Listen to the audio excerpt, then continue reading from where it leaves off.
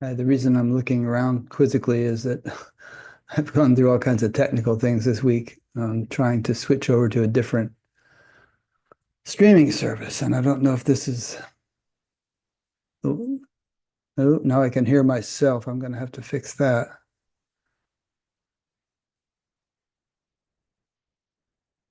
There, no, I don't hear myself. So anyway, for the live audience, my guest hasn't shown up yet on Zoom. If no, did this stop? No, it's going.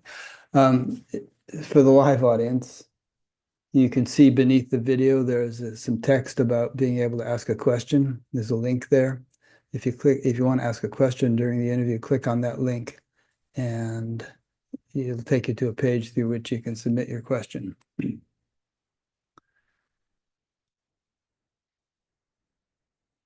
Okay, I'm still waiting for my guest to show up in Zoom.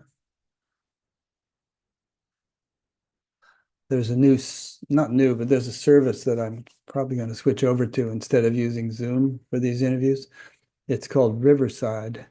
And the cool thing about it is that with Zoom, firstly, the best resolution you can get is 720p. Oh, good. There's my guest. I'll explain this later.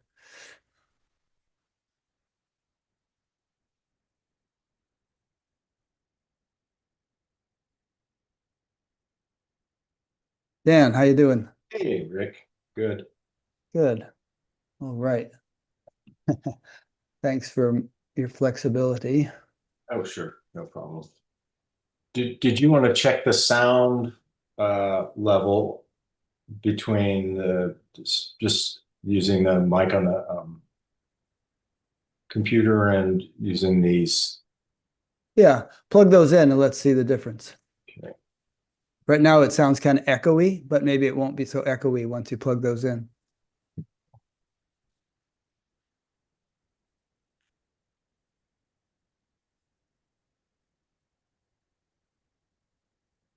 I know a lot of times people don't like to wear earbuds and stuff, but if it improves the sound, it's worth it. Yeah. Well, now say something. So testing 1, 2, Oh, that's 3, much 4. better. Yeah. Before it sounded like you're in some kind of big echoey hall, and now it sounds much more Okay. solid.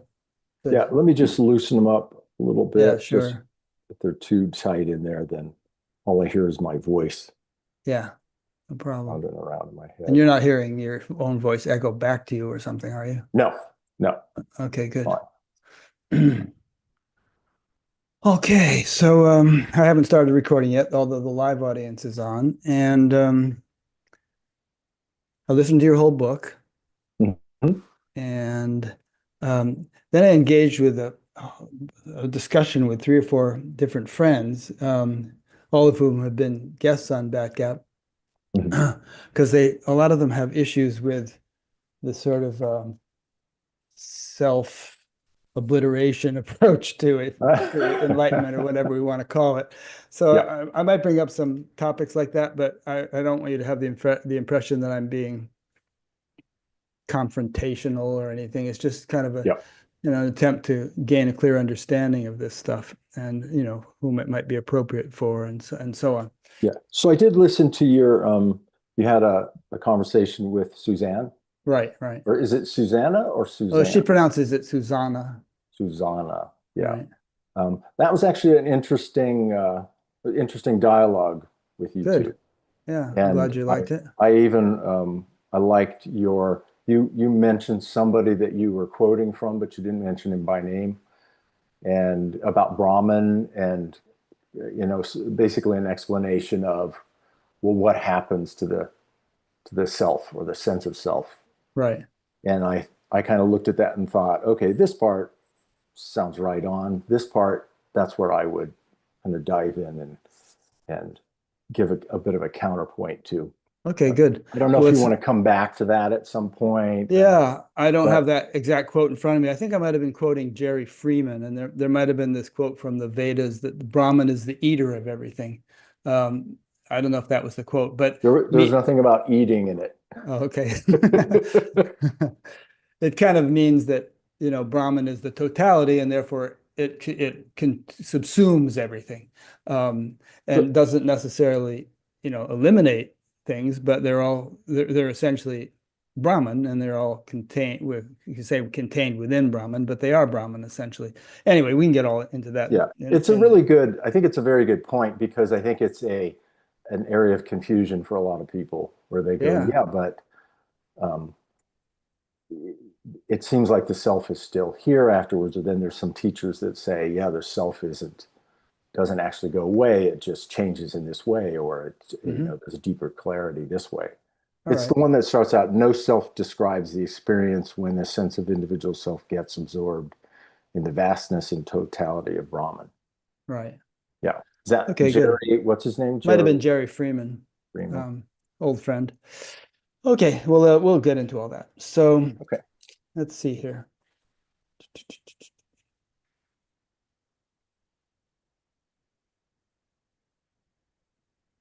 All right, I think I'm ready to start.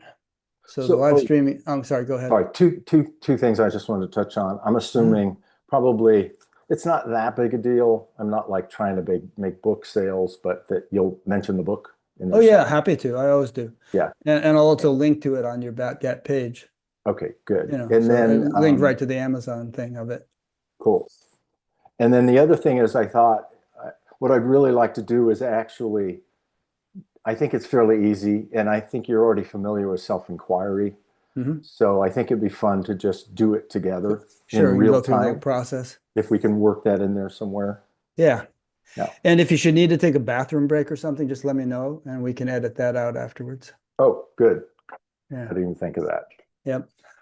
And your phone's turned off and stuff like that? Yes. Okay, good. Okay, so here we go. Did I read someplace that you were human factors? Were you a human factors guy? Human factors engineering. Yeah. There's a company here in town called Human Factors International, run by a guy named Eric Schmidt, I think. Have you ever heard of them? No. It's quite successful. Yeah, it's popping up everywhere. And of course they had a big ergonomics is the other term for it. That's more the physical end of it. So human factors is any kind of interface. So I worked on the physical end because I liked the body. Right. Body part of it. But one thing here quickly.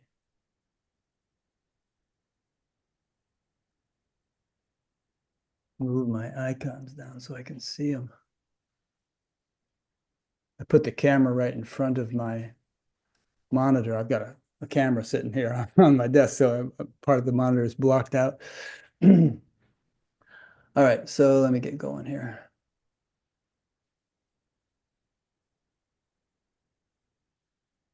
Welcome to Buddha at the Gas Pump. My name is Rick Archer. Buddha at the Gas Pump is an ongoing series of conversations with spiritually awakening people.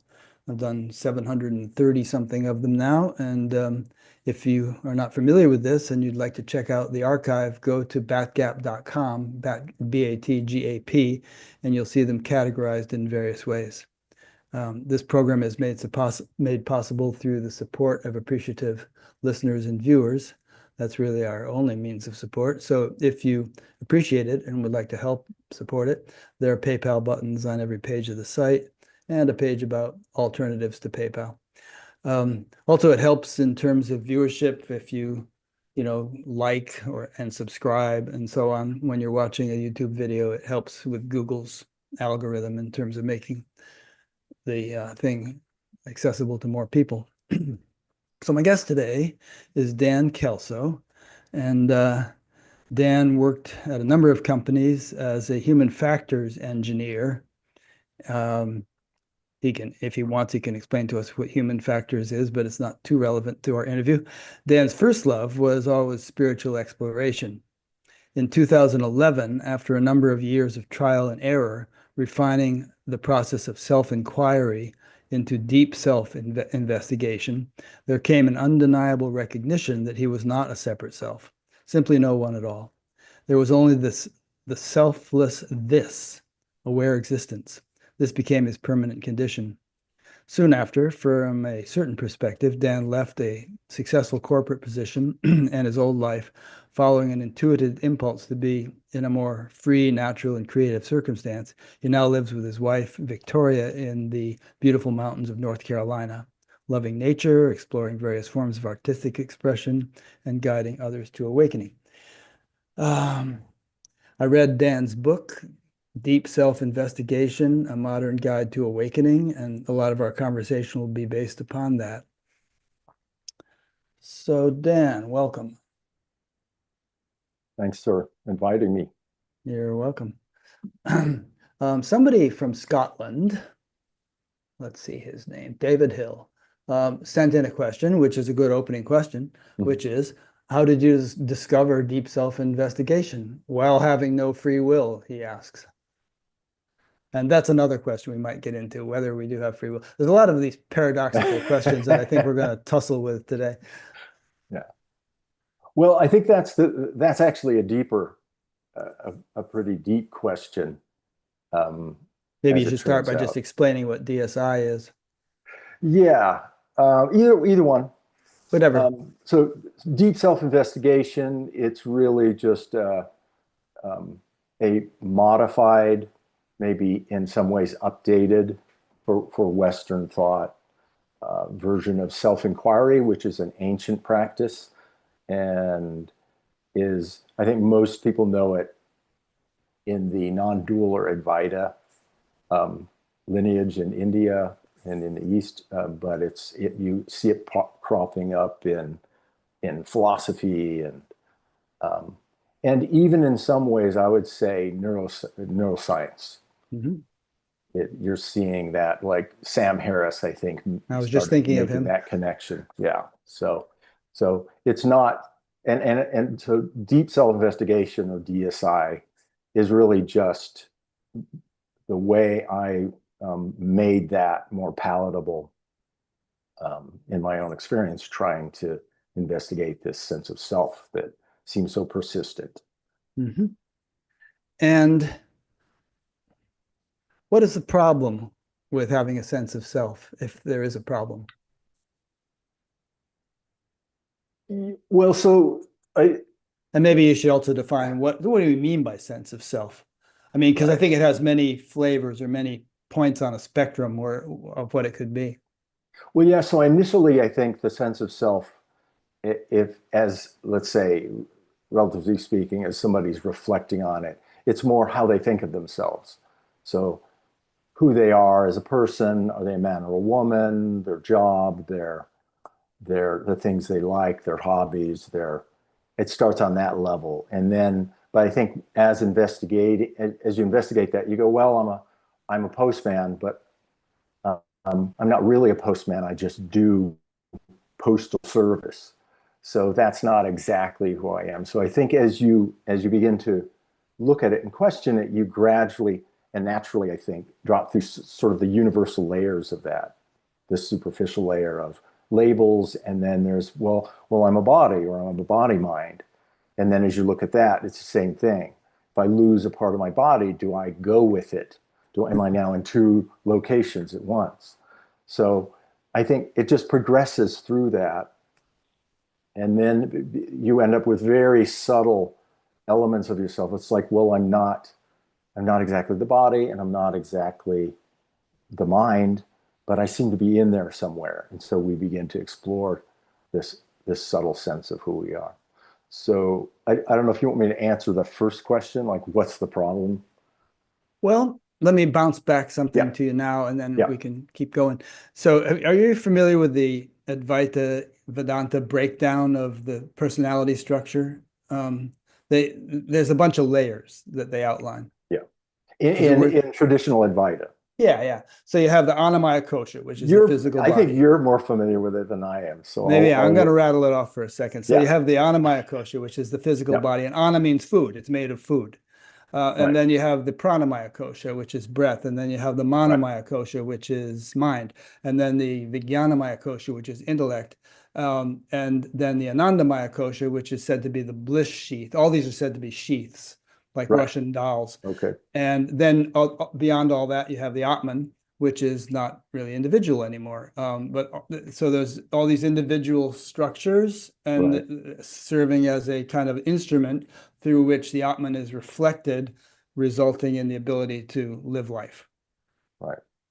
Yeah. So I think one of the things I was intentional about doing with this is keeping it on the direct experiential level, staying with my direct experience. Like what did I see in my present experience, and exploring from there. So while I did touch on, literature and scripture around it, and those do sound familiar, Yeah. um, I generally tend to, I usually don't describe it in those terms. And Mhm. although it fits with what I was just talking about, so I see why you brought that That's up. why I brought it up. Yeah, Yeah. yeah. Um, But I'm a little, I think I tend to shy away from it to say with, well, what can I prove directly? What do I know in my direct experience? And you end up describing it in different ways based on that versus maybe what literature might say in terms of the sheaths and so on. Does that yeah. make sense? No, it does. And I think that's great. It's Yep. a scientific approach, which I really believe in. I believe spirituality should be pursued scientifically, in other Yep. words, empirically, based Hmm. upon what you can actually experience. Yep.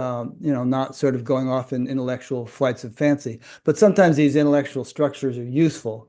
Hmm. And these cultures have been studying this stuff for thousands of years. And like you say, the Inuit have like 30 names for snow because they're so familiar with snow.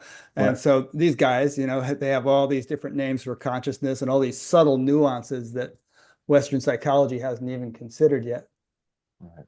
Right. Yeah. So, one of the things I think too that's important with this is that, um, we're steering away from the intellect, so toward more what I would call perception or Mhm. bare noticing Hmm. versus conceptualizing.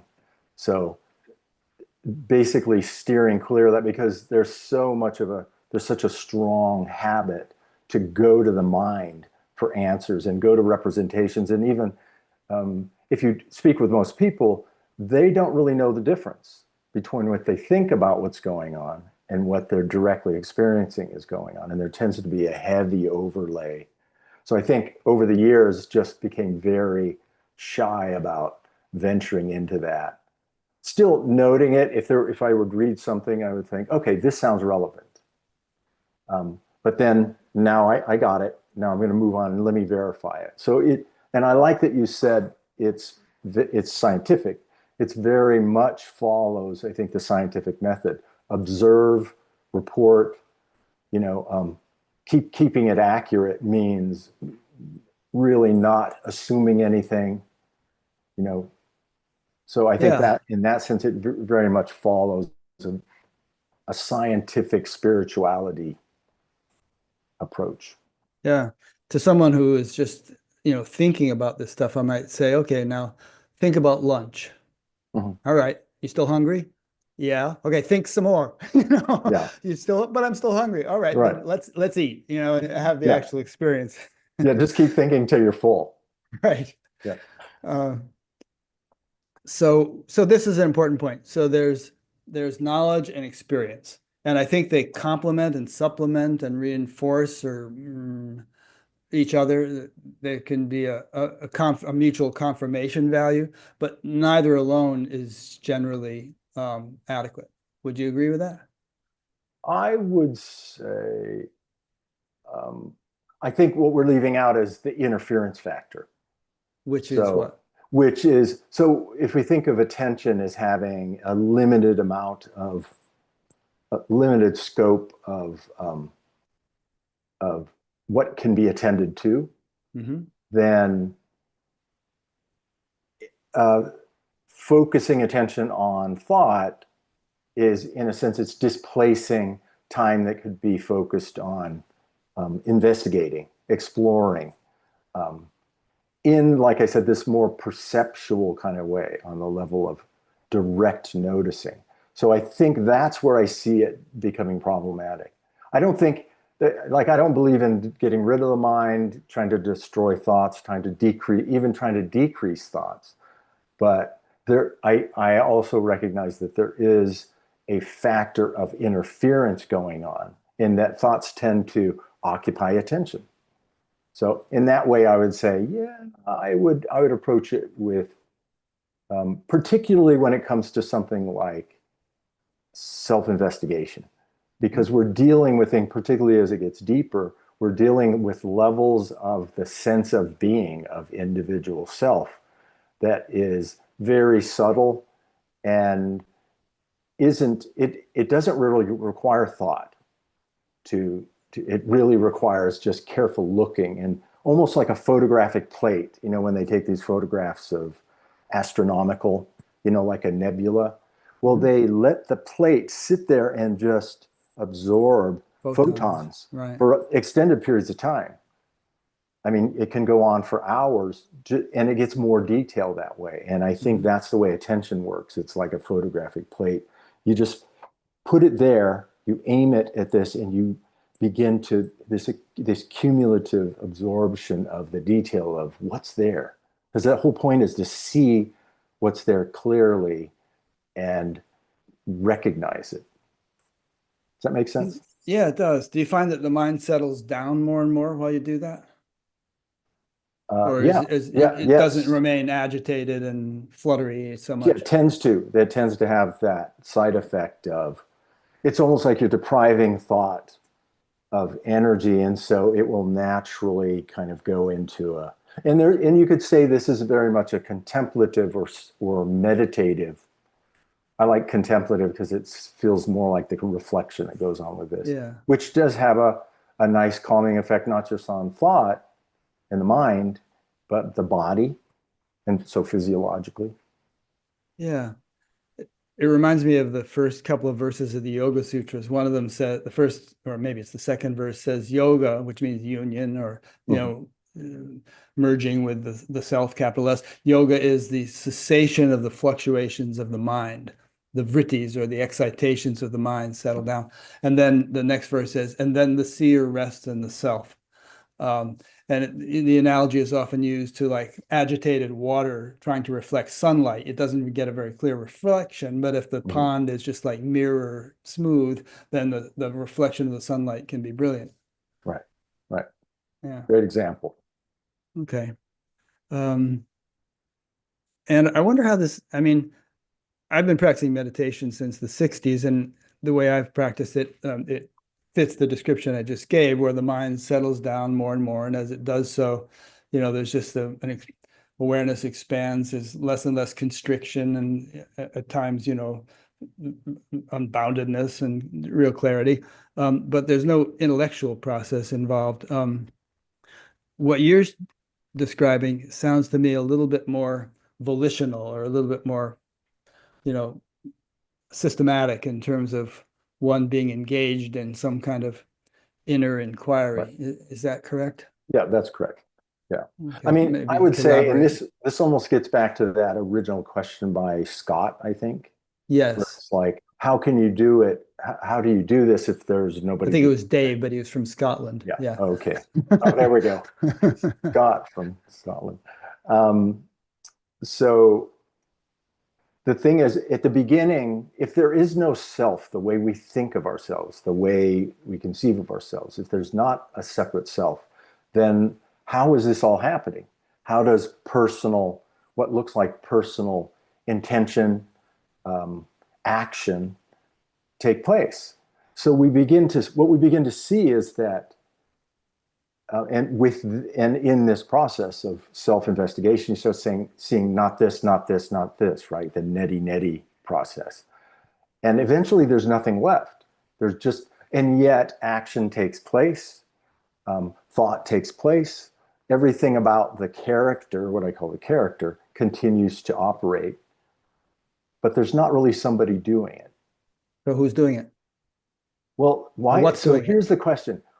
Well, yeah. So that's a little different question, but that whole idea that somebody or something needs to do it is that's built into the way of thinking of separate selves.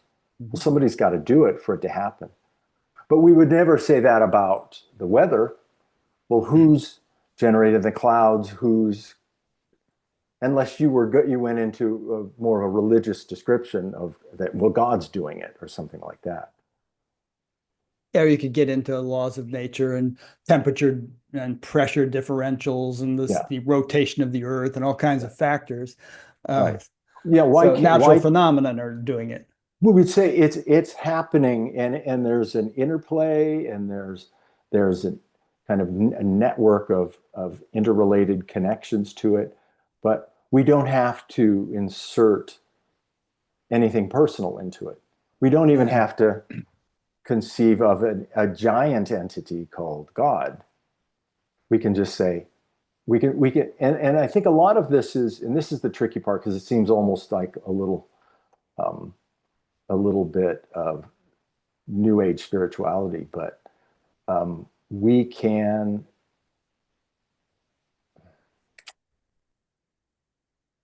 It's funny sometimes. I lost my train of thought there. I was going to make a subtle. You want me to say something and get you going? Yeah, go ahead. Well, I was thinking about the weather, that your right. Analogy, and I mean, human beings are different than the weather. A cloud doesn't say, "I think I'll go over and marry that cloud," or "I think I'd like this for lunch," or "I'm going to become a meteorologist," or something. Those are just natural phenomena. Human beings, however, they appear to have volition, and they they appear to make decisions and to take initiative and to be attracted to things or repelled by things. And there's all kinds of stuff that human beings do, and even squirrels for that matter, that clouds and rain and stuff like that don't appear to do. Well, it's, again, I would say that's what thinking tends to tell us. That's what conditioned thought, that's the conventional view is, well, we're different from nature in that way. Mm-hmm. But I would say, from my experience, there's no difference at all. So, for example, I would say, well, which one of these bodies is mine? Am I inhabiting this body and not inhabiting that one? So the sense of these two bodies, the Rick on that end, the Dan on this end, the direct experience of that is they're both objects in awareness. And so everything that happens that looks like Dan doing something that's different from clouds moving through the sky, that it only seems that way if you think about it. If there's attention on thought about it that says, well, this is how I'm going to interpret this. This is different. This is within the human experience. This is outside the human experience. But so part of what happens with this is you begin to see that that's actually an arbitrary framework to put on things and not necessary. I think that's the thing. Is it really necessary? But that can be a big step if it's like, no, but it just seems so personal and that seems so impersonal. So I get the maybe the confusion about that, or might disagree with that, but yeah. My comeback to that would be that there is an impersonal dimension and there's a personal dimension, and we don't have to reside exclusively in one or the other. And I'm not even sure if we can. Now, most people are unaware of the impersonal dimension, with awareness, as you call it. And some people identify more with the awareness dimension to the point of kind of dismissing the reality of the personal dimension. But let me take an analogy. So let's say a wave considers itself totally autonomous and separate from all the other waves and everything. And then at some point it realizes, oh, wait a minute, I'm actually the ocean. I'm just a wave on the ocean. And all these other waves are made of the same stuff as I am. So that gives me a much vaster picture on what my existence actually is. But still, I'm a wave. Maybe I'm primarily the ocean, but in a manifest sense, I'm a wave. And I'm the same stuff as that wave over there, but I'm also different. And it's a kind of a both and way of looking at it. So what you're saying, sorry, I pulled my headset off for a second there. I missed the very beginning, but you're saying you see two different dimensions here. One's the personal dimension, and then there's an impersonal dimension. Is that how Yeah. it started out? Uh-huh. Yeah. And I'll throw another Vedanta term at you. They use the term vyavaharika, which means Yeah. transactional reality. So there's a reality that is, our day-to-day practical experience. And then there's the underlying reality that it's all Brahman. And the two coexist. They're actually not in conflict. You don't step in front of buses thinking, oh, it's all Brahman, it's not going to matter. It does matter on the transactional level, even though ultimately you and the bus are all Brahman. But then the blood and gore is going to be all Brahman if you do that. Yeah. Which could happen. Right. So what happens if we just say, do we need a sense of self for all that to take place? I would say no. No. A sense of self, a sense of individual being is not necessary for all that to be true and as it is. That actions take place, that individuals step out of the way of buses. So part of this, and I actually got this from the conversation I heard you having with somebody about is the self annihilated that we talked about earlier. Right. Susanna Marie, she and I had a Susanna Marie, conversation yeah. that's on her YouTube channel. Is that the sense of self, when it is seen for what it is, the sense of individuation, the sense of being identical to the body mind, is we realize is it's a fiction. It's simply not real. It's as a thought, it seems real.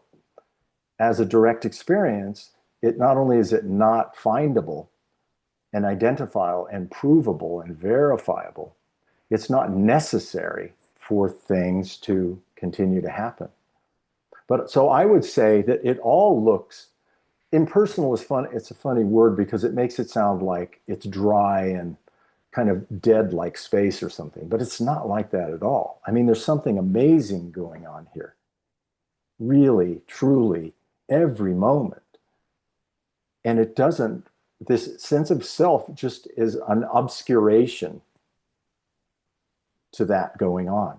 And it's so unnecessary. And so, yeah, go ahead. No, good. No, you go ahead. I don't want to interrupt. Keep going. As long as you are on a roll, keep on a rolling. roll, yeah. So I think part of this is, what we're doing, we're looking and going, well, is it really necessary? Do I really believe that? Is that my actual, and ultimately, is that my actual experience? That these things that you talk about as human plans, do you actually have a direct experience of a real self, planning, strategizing, managing, and creating these events? And I would say that sense of you is a projection into that, is purely, it's what I call in the book, I talk about the I cluster. At the center of the I cluster is basically this sense, this I thought. And around it is the body, circumstances, a story, a narrative. That all kind of makes up the cluster, right? Feelings, etc. But as we go through that, we go, well, am I identical to this feeling or to this thought? If you were identical to your thoughts, then how could you continue to be them if they keep changing? And some of them are completely gone. Did you feel like you vanished with them, for example? So that would be a way of directly verifying, well, am I my thoughts? Same with like the body. If parts of the body were gone or set aside, would you feel like you went with them? Did you split up? So very quickly we get a clear sense that we're not identical to these things. So then what's left of this I sense? So I think that's the thing that drove this from the beginning was a curiosity and an interest, early on in my 20s. And also an intuitive sense that there's something fishy about this sense of identity. There's just something fishy about it. And I would call that just an intuition. that somehow I felt, I got to check this out. I got to find out what this is about. Yeah.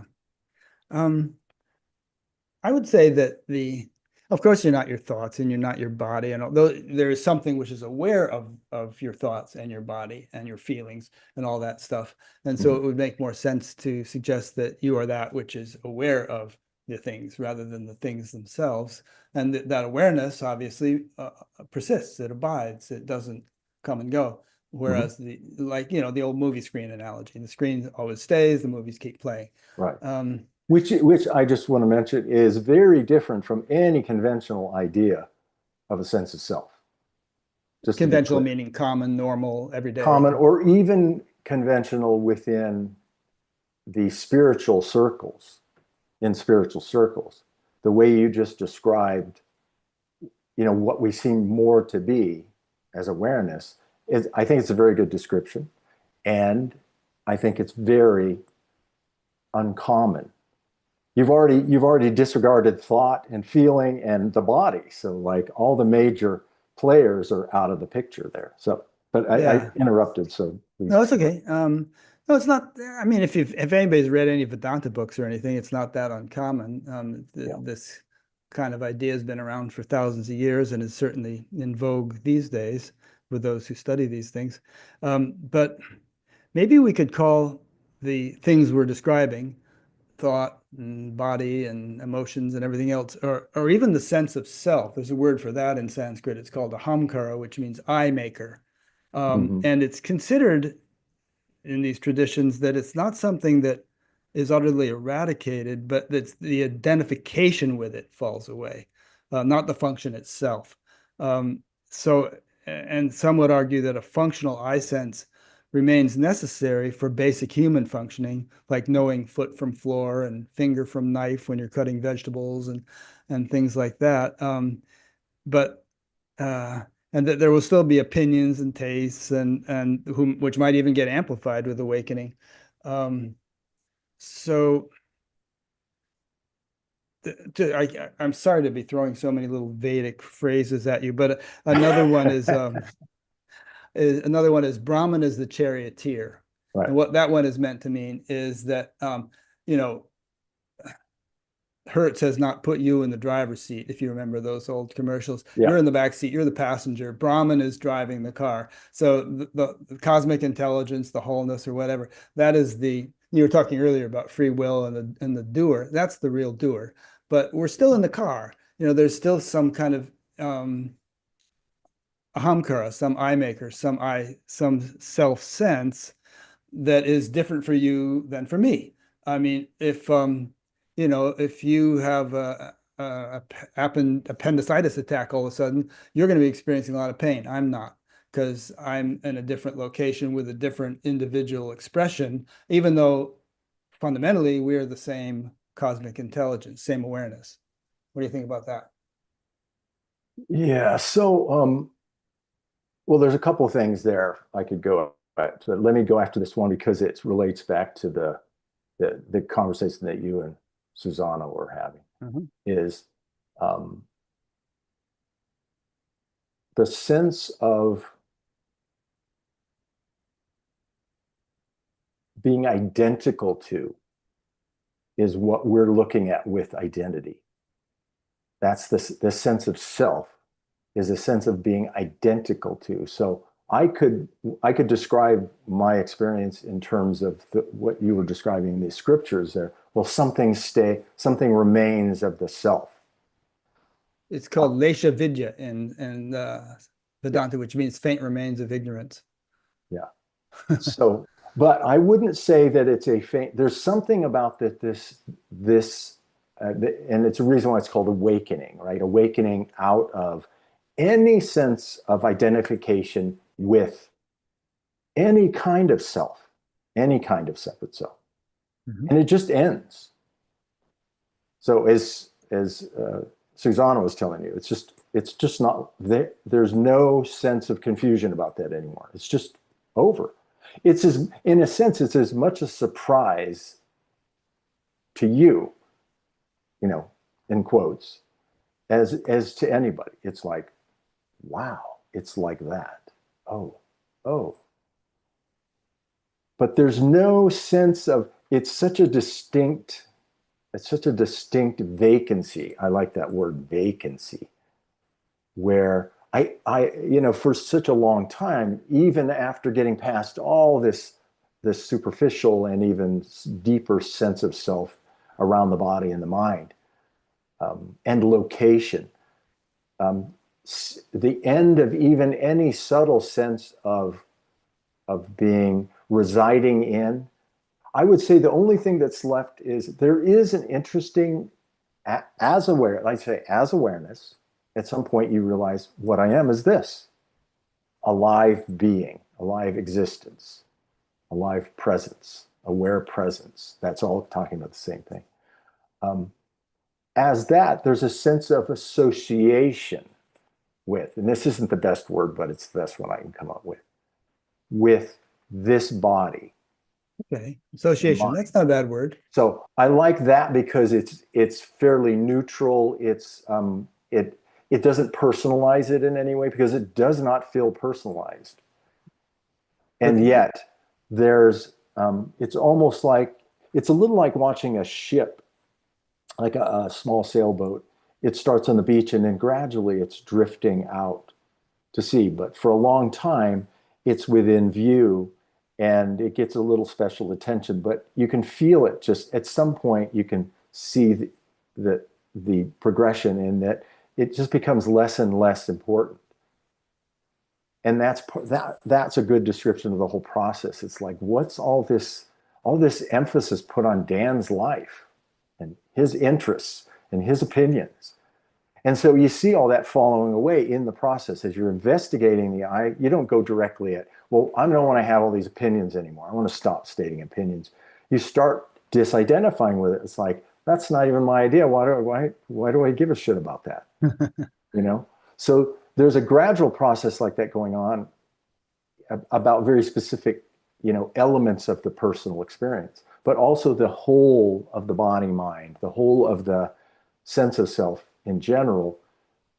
There's what we're calling waking up or awakening is this increasing lack of a sense of identicalness to this, to the point where it feels much more like an object in awareness. And yet, like I said, there's an interesting association with this particular body mind that's not steady, it's not constant either.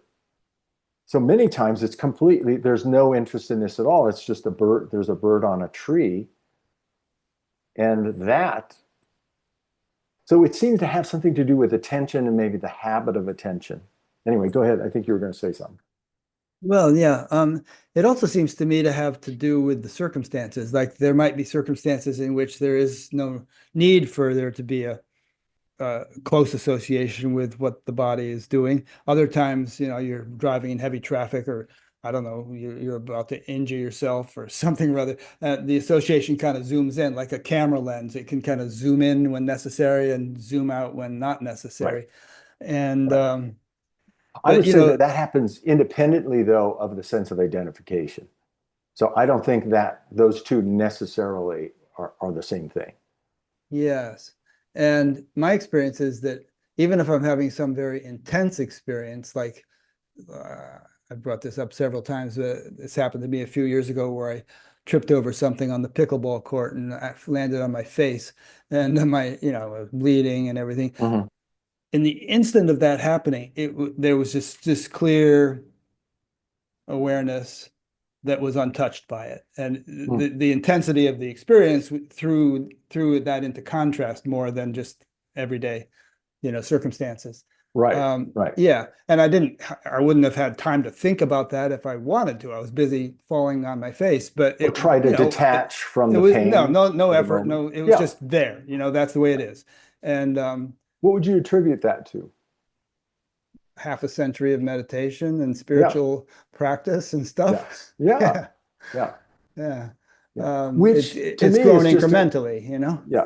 But I would say that naturally involves self-investigation. Yeah.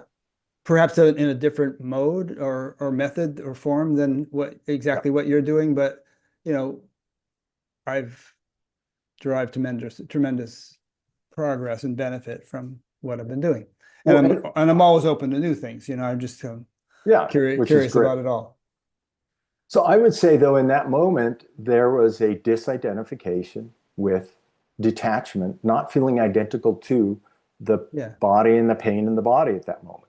Right. And which had already been there before I fell on my face, but which was more obvious as I was hitting the pavement. Right. For some reason, the contrast, like you said, the intensity of the experience can accentuate that sense of not identical to. And for some reason, I get that when I'm running through a busy airport or something too, just the chaos in contrast with the silence, you know? Right. But at the same time, so I think this is a good segue into exploring, well, what's the problem with identification? Is there was a sense of awareness, that which saw Rick sitting there with his bloody nose and in pain. And all of a sudden there's awareness of that condition, right? So the identification tends to obscure that. Yeah. And that's how I would describe, that's one of the nice side effects, or even the point of this, is that all this attention to meing all the time, is it really necessary? Is it helping? Does it make anything clearer? It actually seems to act as a obscuring. And I'm not saying that ultimately that in the cosmic, view of things, that I like the idea that there's nothing wrong with identification, that it's serving some purpose, and that it truly is just as miraculous as anything else occurring. So I'm not saying it's a terrible thing. I don't tear into the ego and say we got to destroy it, or even the sense of self. It's a matter of just, it's time to wake up. It's time to see things more clearly. Let's look and see. Let's look and see. Is this thing that's always at the middle, right? Mm-hmm. Me, the sense of me. Is it really? See, is it the most significant thing? It's in the most significant seat in the house. Is it the most significant thing going on here?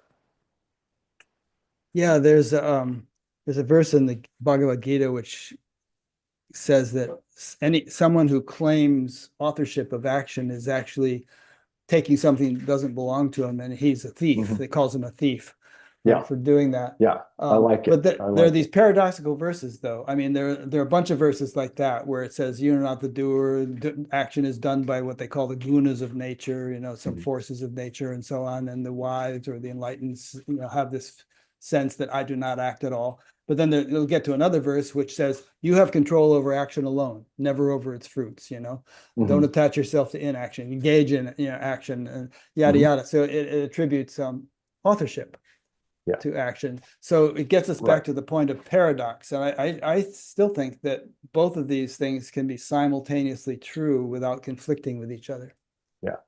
Yeah. It's like, how do we reconcile the contradiction or the paradox? Right. So some of this, I think, is, and I see this in teaching and working with people. I'll say one thing and then somebody will say, yeah, but you told her to do this. And I'll say, well, that was within the context of what we were talking about in there. And language is a burden, at times, because it's got its limitations. And so if I'm saying, yeah, you can't take any action because there's no you to take it. And then here it's like, you need to get busy and work harder. It's like, well, which is it? Are we talking, is there a me that needs to work harder, or is there no me and no one to take action? And it's like, well, they're both true. Both true. I'm reminded of Sly and the Family Stone.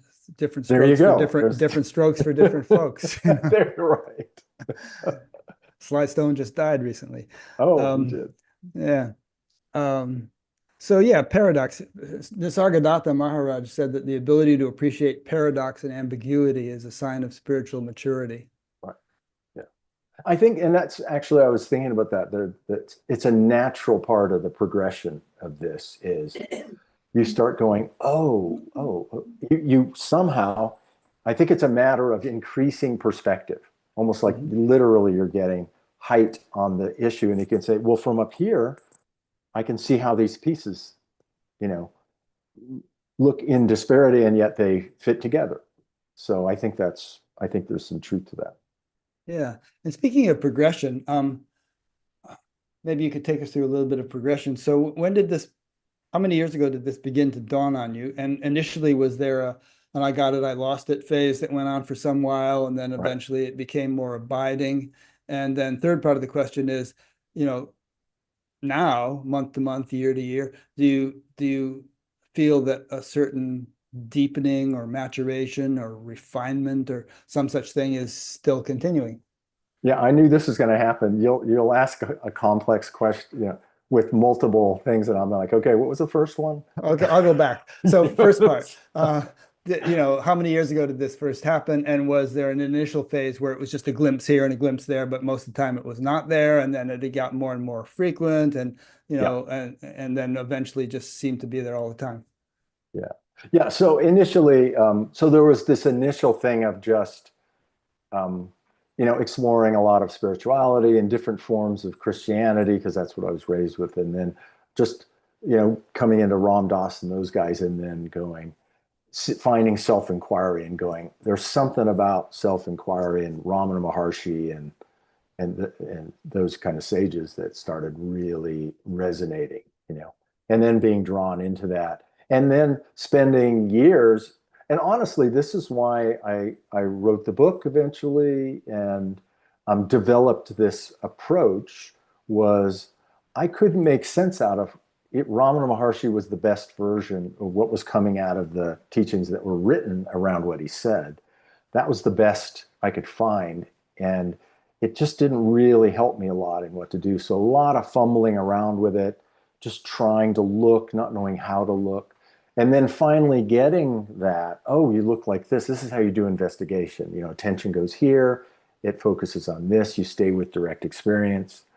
And then down the road, years along the road of working with that, having flashes that would just seem to come, not exactly from my moment to moment, not like I would say, okay, I'm going to do this, I'm going to do this, I'm going to do this, and then I'm going to have an awakening kind of experience. I'm going to have a selfless experience, or that sense of awareness is just pregnant in the moment, just full of awareness. It's almost obliterating any sense of self.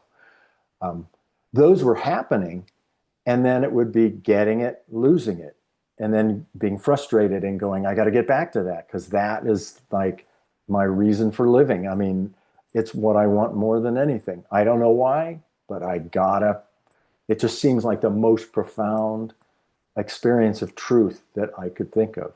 And then just working and struggling and taking wrong turns, and then focusing and refining the self-inquiry down, and not even knowing if that's working, wanting to quit and just say, this is all, maybe I'm making this all up.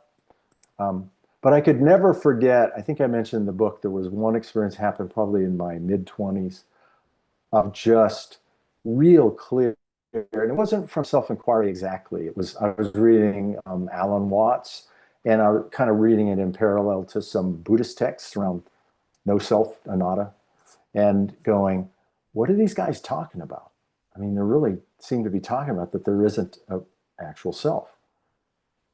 And then just having this flash all of a sudden, just doing this simple thing of just looking in, going, am I actually in here? And not thinking my way to it, but just looking looking right where I should have been the most, and realizing, number one, I'd never looked there, never looked. I just assumed I was there. And when I looked, I didn't find anything. I didn't confirm my presence, my existence. And then the profundity of that just had that kind of, it was like an awakening experience. And then, of course, that seemed to fade, and then it was hard to even remember what it was like, and then just trying to get back there. So, yeah, I think, did I answer your question? No, you were part there with it. Yeah, most of it, or at least the first part. Yeah. The thing you were looking for was the thing that was looking. So no wonder you didn't find anything. Yeah. But in that like moment, a dog chasing its tail or something. I think in that moment that the snake eats its tail. You know, it's Right. just like, this is it. Even say, you know, that statement, this is it. This is it. I mean, there's so many levels to the truth of that. Yeah. But what I did notice was it didn't need a me. And the sense of me at that moment, that flash, that one flash at that moment, that clear moment, was enough to just annihilate all kinds of thinking around my necessity, the necessity of my sense of self. I just knew it's not necessary to this. And that whatever we are is something far beyond that. And so it was almost just the most natural thing to from there to have a certain level of just rejection of that, if that makes sense. Yeah. So what effect did all this have on your life? I mean, it's not, you're still alive, so it's still having an effect, but at least in those initial stages, did you find that it was enhancing your relationships, your skill, your abilities at work or whatever? Or Right. was it distracting you from them? Was it kind of deadening your emotions or enriching them? And what kind of impact did it Yeah. have? Yeah. So yeah, more psychologically, personality, so I had more than a fair share of condition, negative conditioning, dysfunctionality, anxiety, things like that. So, interestingly, so I was interested in psychology. So I was working on trying to work my way through that, doing some therapy. But at the same time, I was working on self-investigation. What I found was that this self-investigation was just like really cleaning through stuff without even having to pick through it. And whereas the psychological work, I think gradually there was a shifting away from that. But in general, I would say very much a process of, although relationships ended, they ended messily sometimes. You know, no jobs, there was issue with career issues and going to school and failing at things. There's plenty of that. But in general, I'd say very positive, very things getting cleaner and lighter and clearer. And yet, even now, so I'm married and I've been in a relationship for 20 years, You have a and daughter. and I have a daughter, and those relationships go through cycles of challenge. So every year we have sort of a State of the Union address, where we address where are we in the relationship, what's going on with this. And this sounds a little cold, and it's not meant that way, because it's very intimate. But it's like, does this need to continue? Does it feel right for this to continue? So there's never a resting, and I would say that's a big part of sort of what we call post-awakening, right? Is that, hey, things go on, but there's an awareness of those, and in a sense, in a very impersonal way, and yet significant attention is given to it. And on this level of considering, does this seem to serve everyone? Does it serve a sort of a higher purpose of things? Is it growing? Is there more clarity? Or is it drifting into what a lot of relationships do, which is distance and apathy and things like that. So I'm covering a lot of ground here. I So in know, other but words, you don't let your relationship just sort of stagnate or fall into a habitual rut. There's this kind of a periodic reassessment and with a sort of a somewhat detached perspective and an evaluation to maybe course correct a little bit or decide if it should continue going in the direction it is. I think yeah. that's what you So said. relatively speaking, it's like that. It's like I'm attending to, I'm giving a mature attention to, I'm being mature about it and being, you know, um, honest about it. What's to say the relationship? In the bigger sense, that's relatively speaking. In the bigger sense, I let Dan take care of it. I mean, honestly, there's a sense of, look, he's pretty good about that. He'll take care of it. He does the checking in. He deals with the grocery clerks and does all that stuff. So there's a real ease of. I actually had a friend who was a psychologist say, this sounds like a dissociative state that you're talking about. And I just said, well, maybe, yeah, maybe in a sense it does. But what's it like to be associated?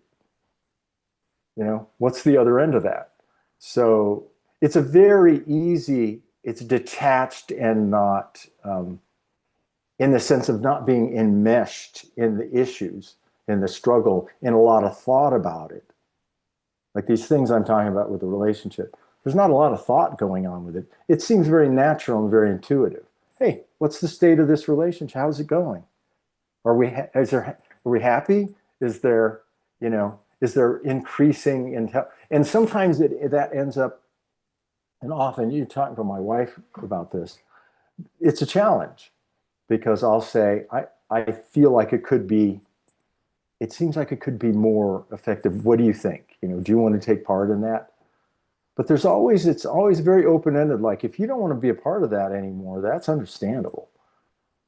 Speaking with her, Right. But I can't do anything else. I'm not really capable of just going, well, let's just coast and we'll watch TV together in the evenings and, whatever. Just we'll keep each other company until we're too old. No. Then it's like, who are you after? What have I met you? Well, it's funny that your name is Dan because I have this old friend named Dan, and we used to be part of this satsang group that met every week. And Yep. he used to talk about Big Dan and Little Dan. Yeah. There was Little Dan, and then there was Big Dan, and Big, and Yeah. it kind of, what you're talking about was just that.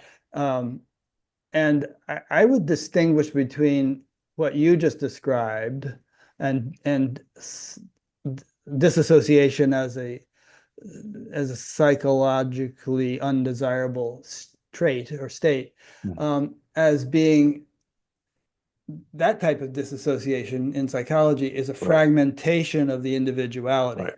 There's Due no to trauma and trying to get away from. Right. And there's no universal self or pure consciousness in the picture. It's just the individual personality is fragmented. Whereas what you're talking about is the distinction between kind of big self and little self, capital S and small s self, pure awareness and individuality. Am I right? Yeah. And it's all about being identical to or not. So seeing not being identical to the character, right? Right. And or any I sense, which is not really something that arises anymore. But if there was one, that would be seen in its objective nature as also not self, not what I am, not what I am. So there's that sense of detachment, and yet it's not unintimate, right? It's actually very intimate, but there's no sense of like there's no way to put yourself in there at a certain point. It's like, and no need to. There's no need to insert. It would feel like a completely pretentious action to insert myself, whatever I am, which is part of the mystery, right? You can call it awareness, you can call it consciousness, but to insert that into, it's everywhere. It's all around. The body is arising everywhere. In it as it. So it's like the way you were talking about Brahman. Right. So, but it would feel completely false to then say, and somehow Brahman is more important inside the body, inside a character than outside. No, I mean. No, yeah, you would never. If Brahman is the totality, then it's all pervading everything. It isn't more Brahman if it's poured into a body mind. It's just as much Brahman in a pile of dog poop as it is in a body mind. I mean, it's all pervading. But you could say that the conventional view of things is that Brahman inside the body is much more, that me is Brahman in the body, this sense of me is more important than all other Brahman. I mean, that's a way of looking at how the sense of individual importance manifests in we'll say the unawake. Hmm. Yeah, well, in the unawake, they're not thinking in terms of Brahman. They're just thinking in terms of their individuality. No, I'm just using that term because we can talk about that there's something that's kind of the fundamental ground of Yeah. being. One way I look at it is that the universe, who was it? Brian Swim, whom I interviewed a few years ago, he said, you take hydrogen and leave it alone for 13.8 billion years, and you end up with rose bushes, giraffes, and Mozart, you know? Mhm. So there's something marvelous about the self-organizing nature of the universe.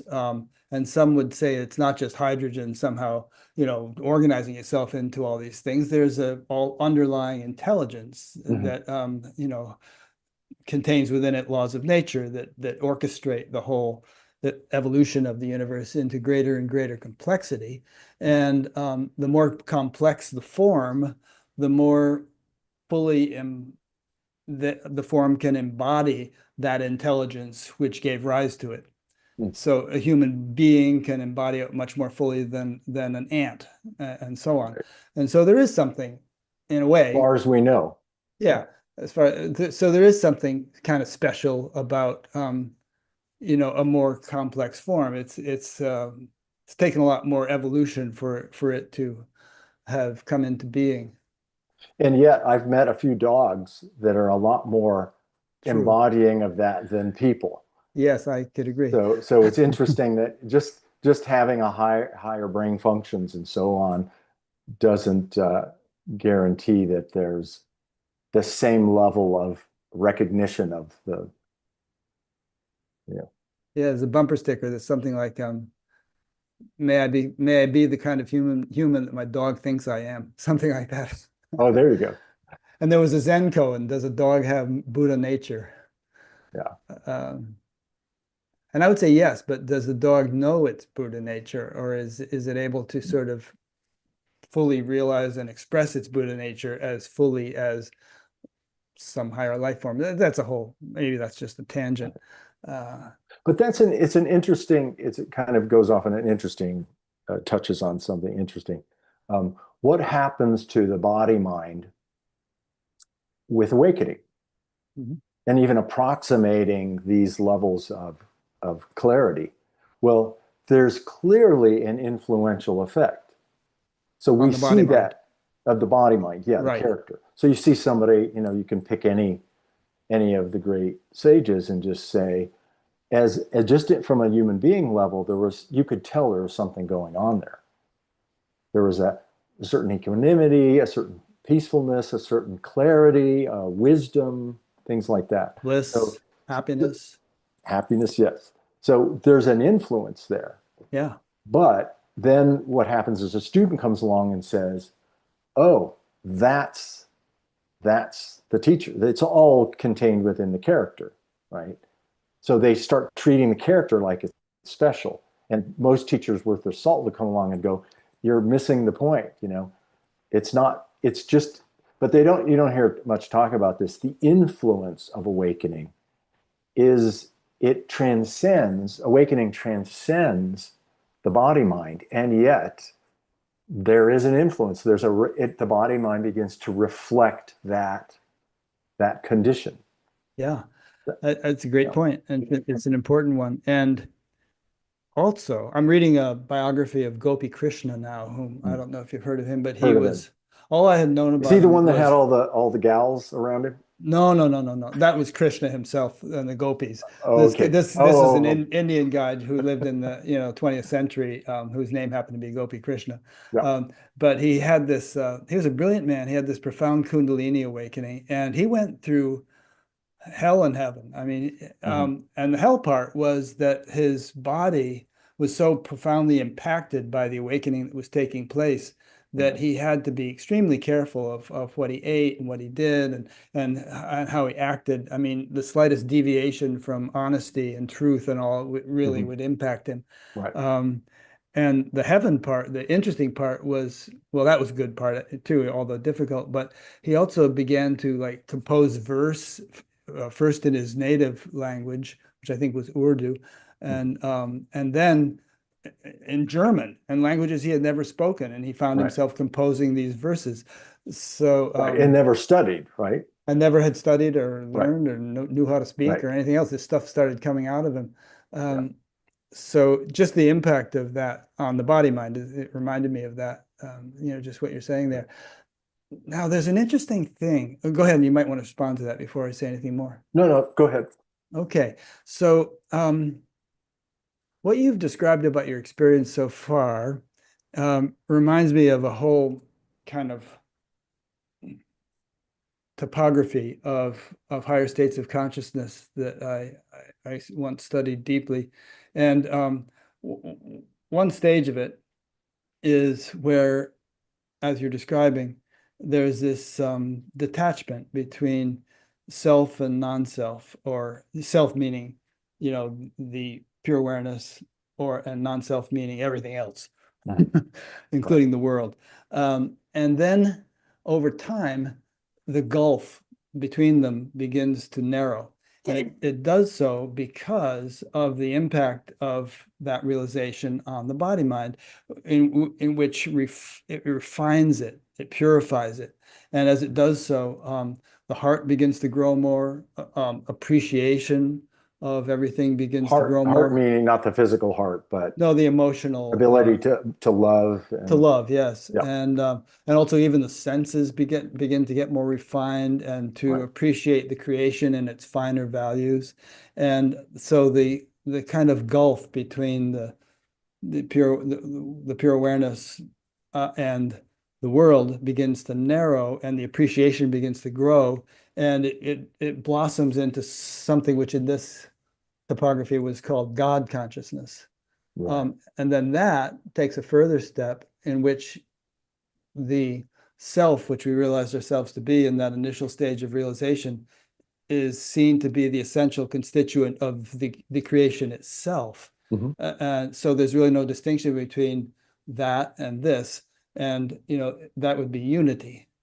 There's a sort of a unification of an initial gulf or detachment that took place.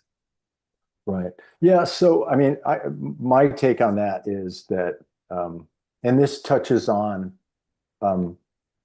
something that I think happens with awakening in parallel to that, a sensitivity, I would say, to, and I'm just going to do my best to kind of describe it, but it's almost like there are other dimensions, literally in the sense of more than 3 or 4 dimensions. There's other dimensions of existence that you begin to access as a natural part of this process. And so, like that sense of, on one level, I'd say, and I've talked to people about this, it's like, I love nature. That's why I live where I live. We live in the mountains. We have 20 acres. You can walk around on it, and it's beautiful. It's like having your own park. And it just, aside from the fact that it was kind of mystical the way it all came about, but there's such a sense of connection to life in the forest. But to say I feel connected to the tree is to miss the other dimensions where there's much more activity going on with that. So it started as a felt sense of union with that. There's something about the tree, and I'm looking at a tree out the window right now. Something about that tree that's completely in common with the sense of being, that's one. But it's not the tree. It's not the physical form of the tree. No. But I sense the reality of that. It's like the essential nature of the tree, you could say. So the tree and the body mind, this is one way that the body mind becomes very transparent to those other dimensions of existence. And that I would say after what I'm calling awakening, which is just the end of this sense of identification, it just goes on. I mean, this process continues on. It does not end there. So it's a little misnomer to call it awakening as if it's an end, or enlightenment for that matter, because it just continues enlightening. Yeah. So, but I just kind of wanted to convey that and see if that made sense, this sense of this other dimension to experience, and like the sense that the physical is very transparent to that, just increasingly so. Yeah. Oh, I love So it. And I love what you're saying. I totally agree. I used to, the subtitle of this show used to be Interviews with Spiritually Awakened People. And yeah, then I was we wondering why you changed it to. yeah, we changed it to Spiritually Awakening because Right. awakened is too static, and then we also changed it to conversations instead of interviews because I talk too much. Um, but Saint Teresa of Avila said, "It appears that God Himself is on the journey." So my sense of things is that there's no end to for Right. anybody, and who knows where it all Right. leads. But And yet there are discrete milestones, transitions. yes, Like the transition, I think the one that seems one of the most significant of, at least as far as so far, is away from that sense of identification, yeah, not being identical to any longer. It's just such an opening and clarifying. And it's completely in line with this thing we're talking about in terms of the sensing and experiencing and exploring and curiously involved with other dimensions of existence, the deeper dimensions of things. So, yeah. so that seems to be a big turning point, getting this sense of self. It's like, look, let's just get it out of the way so we have a better view. I mean, that's one way of looking at it. It's just about why all this attention to that? There's so much more. Yeah, I think that reminds me of an important point. I think that Ramana and many other skillful teachers were good at tailoring their teaching to the person they were addressing. And Yeah. it would, again, be different strokes for different folks. There's a saying in India that when the mango tree is ripe, the branches bend down so people can easily pick the mangoes. So Mhm. the teacher kind of meets the student at the level which is appropriate for that student. And that Yeah. would be different things for different students. And sometimes in this day and age, and it used to be that certain teachings were kind of secret and they wouldn't just be, broadcast to everybody, Right. that you'd have to go through certain stages of readiness before Rituals and so on. yeah, certain maturation before you receive a certain teaching. These Yeah. days, everything is out on the internet. And I think that it's a bit of a problem because some people for whom this no self teaching who might not yet be at a stage where that is what they need to hear, try Mhm. to apply that, and they can get into trouble.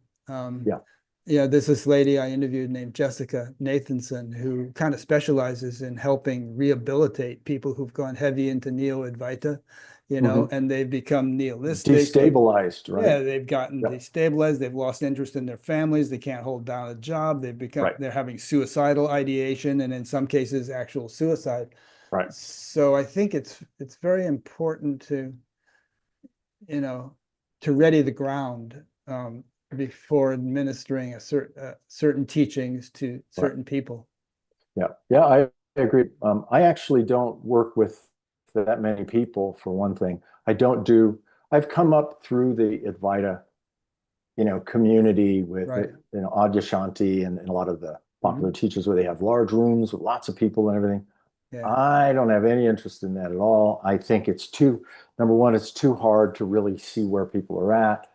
I like to work very personally, keep it small. And to your point, um, I've turned away more people, and I do this gently, but so it sounds a little harsh, but I've told more people that's like, look, this is not for you.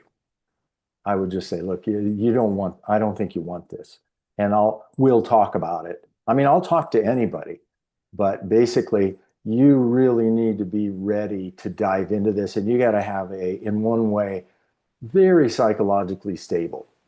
Um, any of that stuff is going to get stirred up. And it'll preoccupy your attention anyway.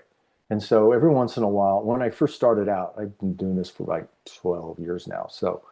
Um, so after watching this process with few hundred people.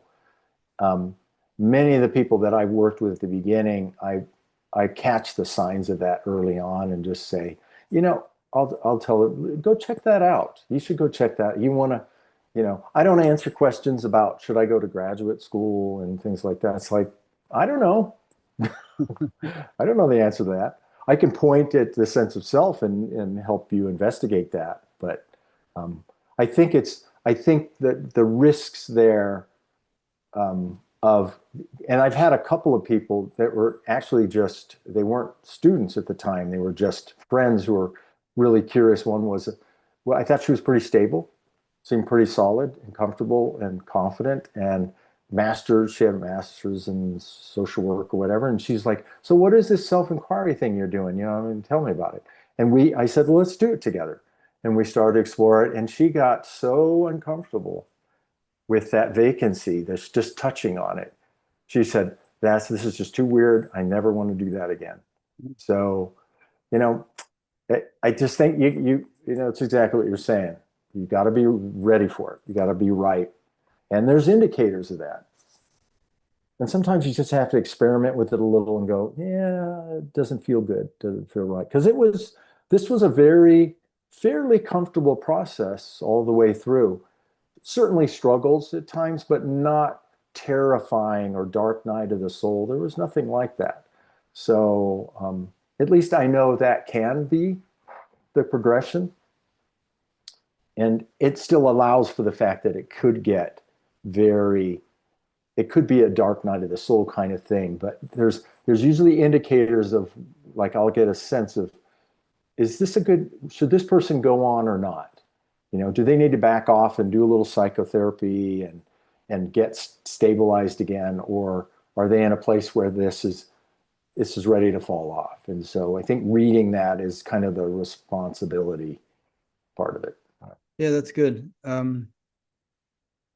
Yeah, definitely. There's problems with a big mass approach, where everybody's taught the same thing. And I would for some never do people, this with more than 15 people. Yeah.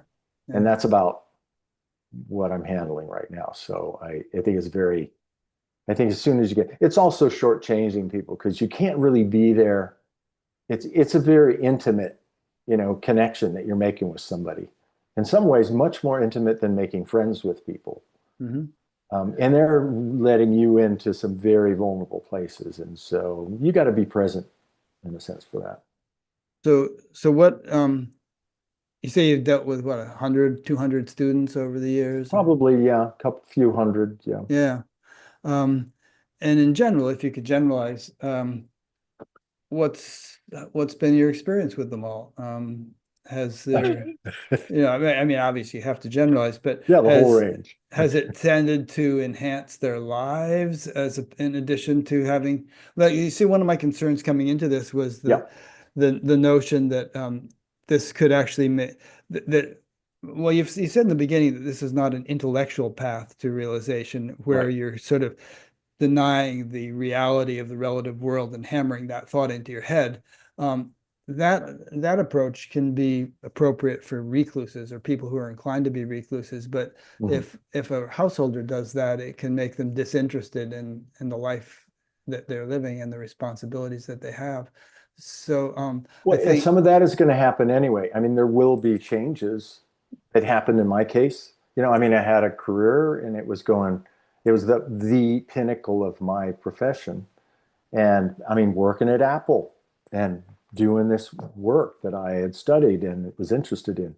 And then it was right around this period, around post-awakening. And then I just lost interest in it. And I had to deal with, I talk to my wife and tell her, look, I'm thinking of going in a whole different direction here. So the income level is going to go way down. And just seeing if she's on board with that. But I didn't really have a choice. I mean, and it was very comfortable. What's that? How old were you at that time? Let's see. Yeah, that was about 10 years ago, 58. You were 58. Okay. Yeah. Yeah. So, Yeah, so but then, it was it felt very natural for those things to drop away. And I think that's one of the indicators of this. It's fine if life changes are taking place, but they don't happen fast. It's not immediate, it's not overnight. So that's a bit of a red flag. If people come back from retreats all the time, and this is their experience, and they're like, I'm breaking up with my husband or my wife, I'm gonna change my profession. It's like, whoa, just slow down a little bit, just Yeah. give it a couple of days or something before you start changing everything. But they will change, and it's radical. I mean, we moved out. I lived in California and around cities and working in big corporations, and now my life now is completely different from that. And all that felt very natural and in a natural progression. But it didn't happen rapidly. And Yeah, I mean, I would probably have wanted to make the same move you did. Um, and getting out of the Bay Area or wherever you were and into the woods of North Carolina sounds great. Now, on the other hand, somebody else, might want to stay there and could still right, progress spiritually under a high pressure situation. In India, they traditionally they had these different stages of life. There's the brahmachari right, stage, you're a student, and then there's the householder married stage, and right, then up to mid 50s or something, and then you shift into a bit more reclusive stage, just like you've right, done, and then possibly at the very end you right, go into a sannyasi stage. Um, right. so it's natural. Yeah, I can see that as certainly while I think this transcends any kind of physical chronological stage thing, it does seem to reflect that at certain stages. But I would say it was the depth and clarity and impact of the awakening process that initiated the change, not that it was necessarily a time in life. Right, right. Yeah. Yeah. But also, Yeah. I wanted to add to that just that I Mhm. think it can be, I think it feels like a loving existence. So it can be gentle. It doesn't have to be. I think if it's a lot of trauma is being triggered, that's an indicator of something. It's like ease up, eat some ice cream, watch a movie, Yeah, chill. coast for a while. You'll still be attending, pay attention. You'll keep paying attention and investigating. You'll be curious. Your curiosity is not going anywhere, but it's okay to back off. I mean, I certainly did it many times. And like I said, even going, I quit. It's not, I don't think this is ever going to work. I mean, who am I to think that I can, you know, achieve what these great saints have achieved and all that kind of stuff. And so just wanting to dump it and then backing away and just playing the game for a while and then going, I got to get back to it. I got to keep going. Yeah. No, it's an important point you're making. And the people you talked about who would go on a retreat and then come home and, you know, throw away all their possessions and put on a loincloth or something. Yeah. It's just like, hey, dude, this is a marathon, not a sprint. Right.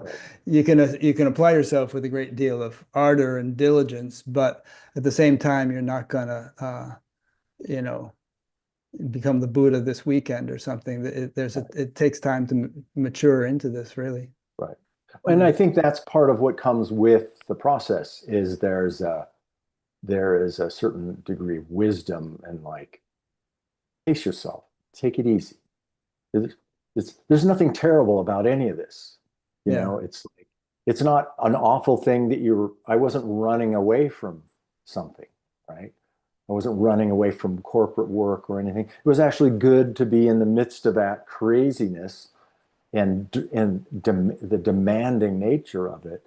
It was good. It fueled this inner process. So Yeah, um, that can be what a person needs at a certain point, the yeah. intense activity to sort of stabilize and integrate. In fact, I knew this guy who was over in Switzerland on the international staff of the TM movement, and he was Mhm. really spacey. He was just kind of like too much meditation and everything. Maharishi said, "Go back home and get a job loading trucks." Yeah. Yeah. Yeah. Did he do it? I think so, yeah. Yeah. Uh, I just Yeah. I noticed that a remember. bunch. Go ahead. I'm sorry. I was just remembering. Well, a teacher, I didn't get a lot from him, but Doff Rejon, he used to be called Doff Rejon. Oh, Remember brother, him? yeah.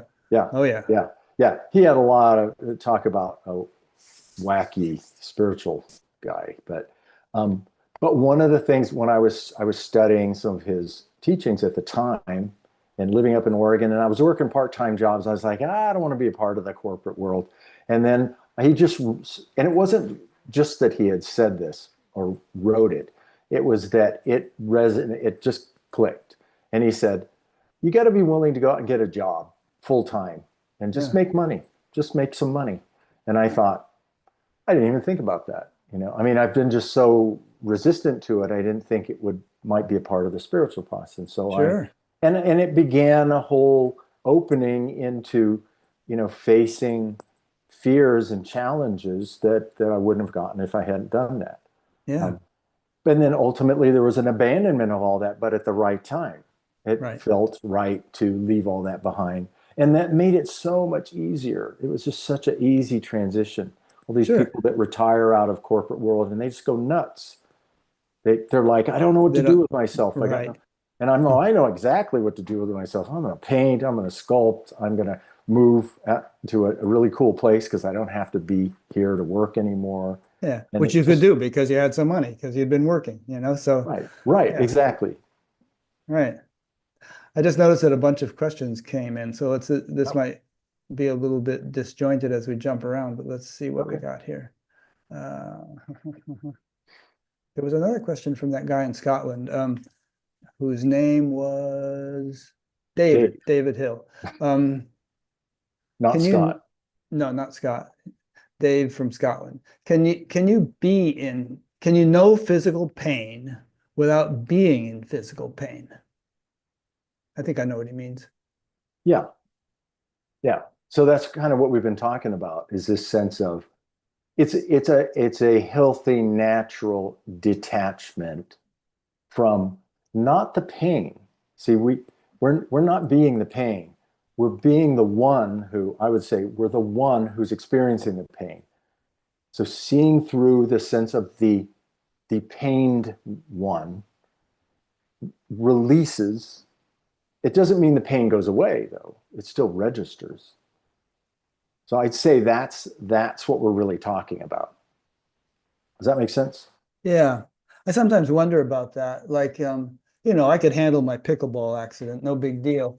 Yeah. But if I were crucified or something horrible like that, I Yeah. mean, could I, would I just totally lose it and be overshadowed or I don't know.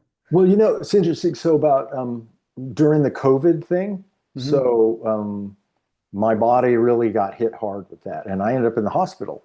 Oh, And it affected my breathing. It was hard to breathe. I needed oxygen, and there was a point where so you sit there, you are, looking at the body, sitting in the bed in the hospital. Doctors are coming in. Everybody's looking real serious, and they're saying we might have to intubate. intubate. Yeah, yeah, because it was getting really hard to breathe.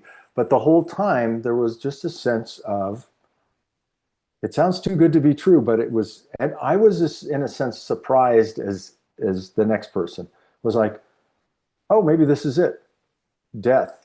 So there was a sense of the discomfort. I mean, not being able to breathe is pretty uncomfortable. It's not Sure. crucified, but it's up there in the top 10. Yeah. Feeling like you just can't get a breath, you're Yeah. drowning. Um, and just feeling the body getting really weak. I mean, losing like 30 pounds within a week, and just Mm. really, um, and just a sense that this is the end. This could be the end of the body. Maybe it wants to go, you know, and being almost joyful about that. So, but certainly detached. Certainly a Yeah. sense of I could not get into that pain. So, just to address David's point, there was no getting into it. There was no becoming identical to the one suffering it. So there was a sense of freedom around it. That Hmm. freedom it's always there. So at least that was a taste of that, Sure. discomfort, real high discomfort level, and to potentially being death. And then there was no remorsefulness. It was kind of like, what's next? It was like that. Yeah. Woody Allen said, I don't mind dying. I just don't want to be there when it happens. Happens, right? Yeah. Yeah. Okay, It's like here's people another talking one. about falling. They go, I don't mind falling. It's the abrupt stop at the Yeah, end. it's the landing. Yeah, right. Here's a question from somebody named Marie in the US. Dan, do you still engage in formal practice or contemplation of some sort, or did any need or impulse to do this drop away with the final non-dual insight? What do you recommend to your students in this regard? Um, in regards to at some point, Formal um, practice of some sort. yeah. Well, so there's one point around, do you keep doing a lot of practices? And so when I talk to students, I say, I don't encourage you to spread yourself around so much. Pick something that you really feel is meaningful, significant, that has a big impact, that seems like your path. And I would say as soon as you can, commit to that. Don't dig a bunch of shallow holes. So she's not asking this, I don't think exactly, but so I would say at some point, so whatever it was 12 years ago or something like that, after awakening, that was the other self-inquiry. There was a little bit of looking around. So looking continued. There's still like, is it here? Is there anything here? Nope. Okay. Keep looking, because the looking had gone on so long. But then eventually, it's just the end of self-inquiry practice. There's no sense of self to inquire into anymore. There's just such a sense of clarity, and in the end of that, that nothing to do. But the new practice, so the sense of awareness or presence awareing around, but that continued. It wasn't channeled towards self-investigation. It was kind of like explore. What's the nature of, so sometimes I'll say this to a student, I'll go, so you're starting to come into, you have a sense of awareness. Explore this awareness. There's a sense of self that's there. Explore that. The sense of self disappears and the awareness becomes very pronounced. Check out this pronounced sense of awareness experience. So you're already prepping for that in what they're doing. And then as you go through these stages, and like I said, awakening out away from the end of the sense of identification, the sense of self, is a major turning point. But yet the process continues. So it's almost like, and this sounds a little trite, but life becomes a meditation. There's just a natural reflection. I would say a contemplation. It's more just an ongoing contemplative process, just reflecting on, wow, what's the nature of this? What's the nature of these other dimensions of experience? What's that? It's all about the direct experience. So in that sense, you could call that a practice, but it's not it. Like I said, it becomes more, and I think that's a good way to look at this is, let self-inquiry, self-investigation, deep self-investigation is your calling, then dive in and let it show you, in a sense, let what you see show you the way to go. Let it become the way you live your life, not something that you do at special times during the day. I don't agree with that idea that you just isolate certain portions of your life and say, I do really intense meditation here, but then I don't. The rest of the time, I'm just, living my life and doing whatever. I'd say let it infiltrate the rest of your life. Just, it's what you do. Yeah. Also, I mean, I meditate, a couple hours a day if you add it all Yeah. up. And it has its place. I don't meditate all day. I don't eat all day. I don't take a shower all day. I don't Yeah. sleep all day. The Right. day is apportioned into these various things. And like you said earlier, this awakening has an influence on the neurophysiology, on the mind-body Right. system. So certainly meditation itself has a neurophysiological effect. But that kind of carries over into the day. And I think that the whole process is a continual refinement of the neurophysiology, Mhm. an evolution of it over time. I would guess too, on a deep level, that your meditation never ends. But True. on some level, you're always, whatever it is, that it's always there, that Yes. it's infiltrated the rest. So you can't turn it off completely. You can't say, now I'm not doing that and I'm doing this other thing. No. Yeah. So I I mean, think, yeah, yeah, you could say that what you initially started meditating to reach ends up being there all the time, but it's still nice to meditate because it gives the mind body a chance to just settle down into a state of deep quiescence and rest. right. I'm told the Buddha meditated all his life, Yeah. So, but that's an individual consideration, not something I'm saying everybody should do. Right. It's just kind of became my life's habit, and it's saved me from being a high school dropout drug fiend to living a constructive life. Well, and I think though those, like I would say, sometimes at night, just to talk in regular terms, at night, the mind's very active, and so vipassana comes back. Yeah. Watching the breath.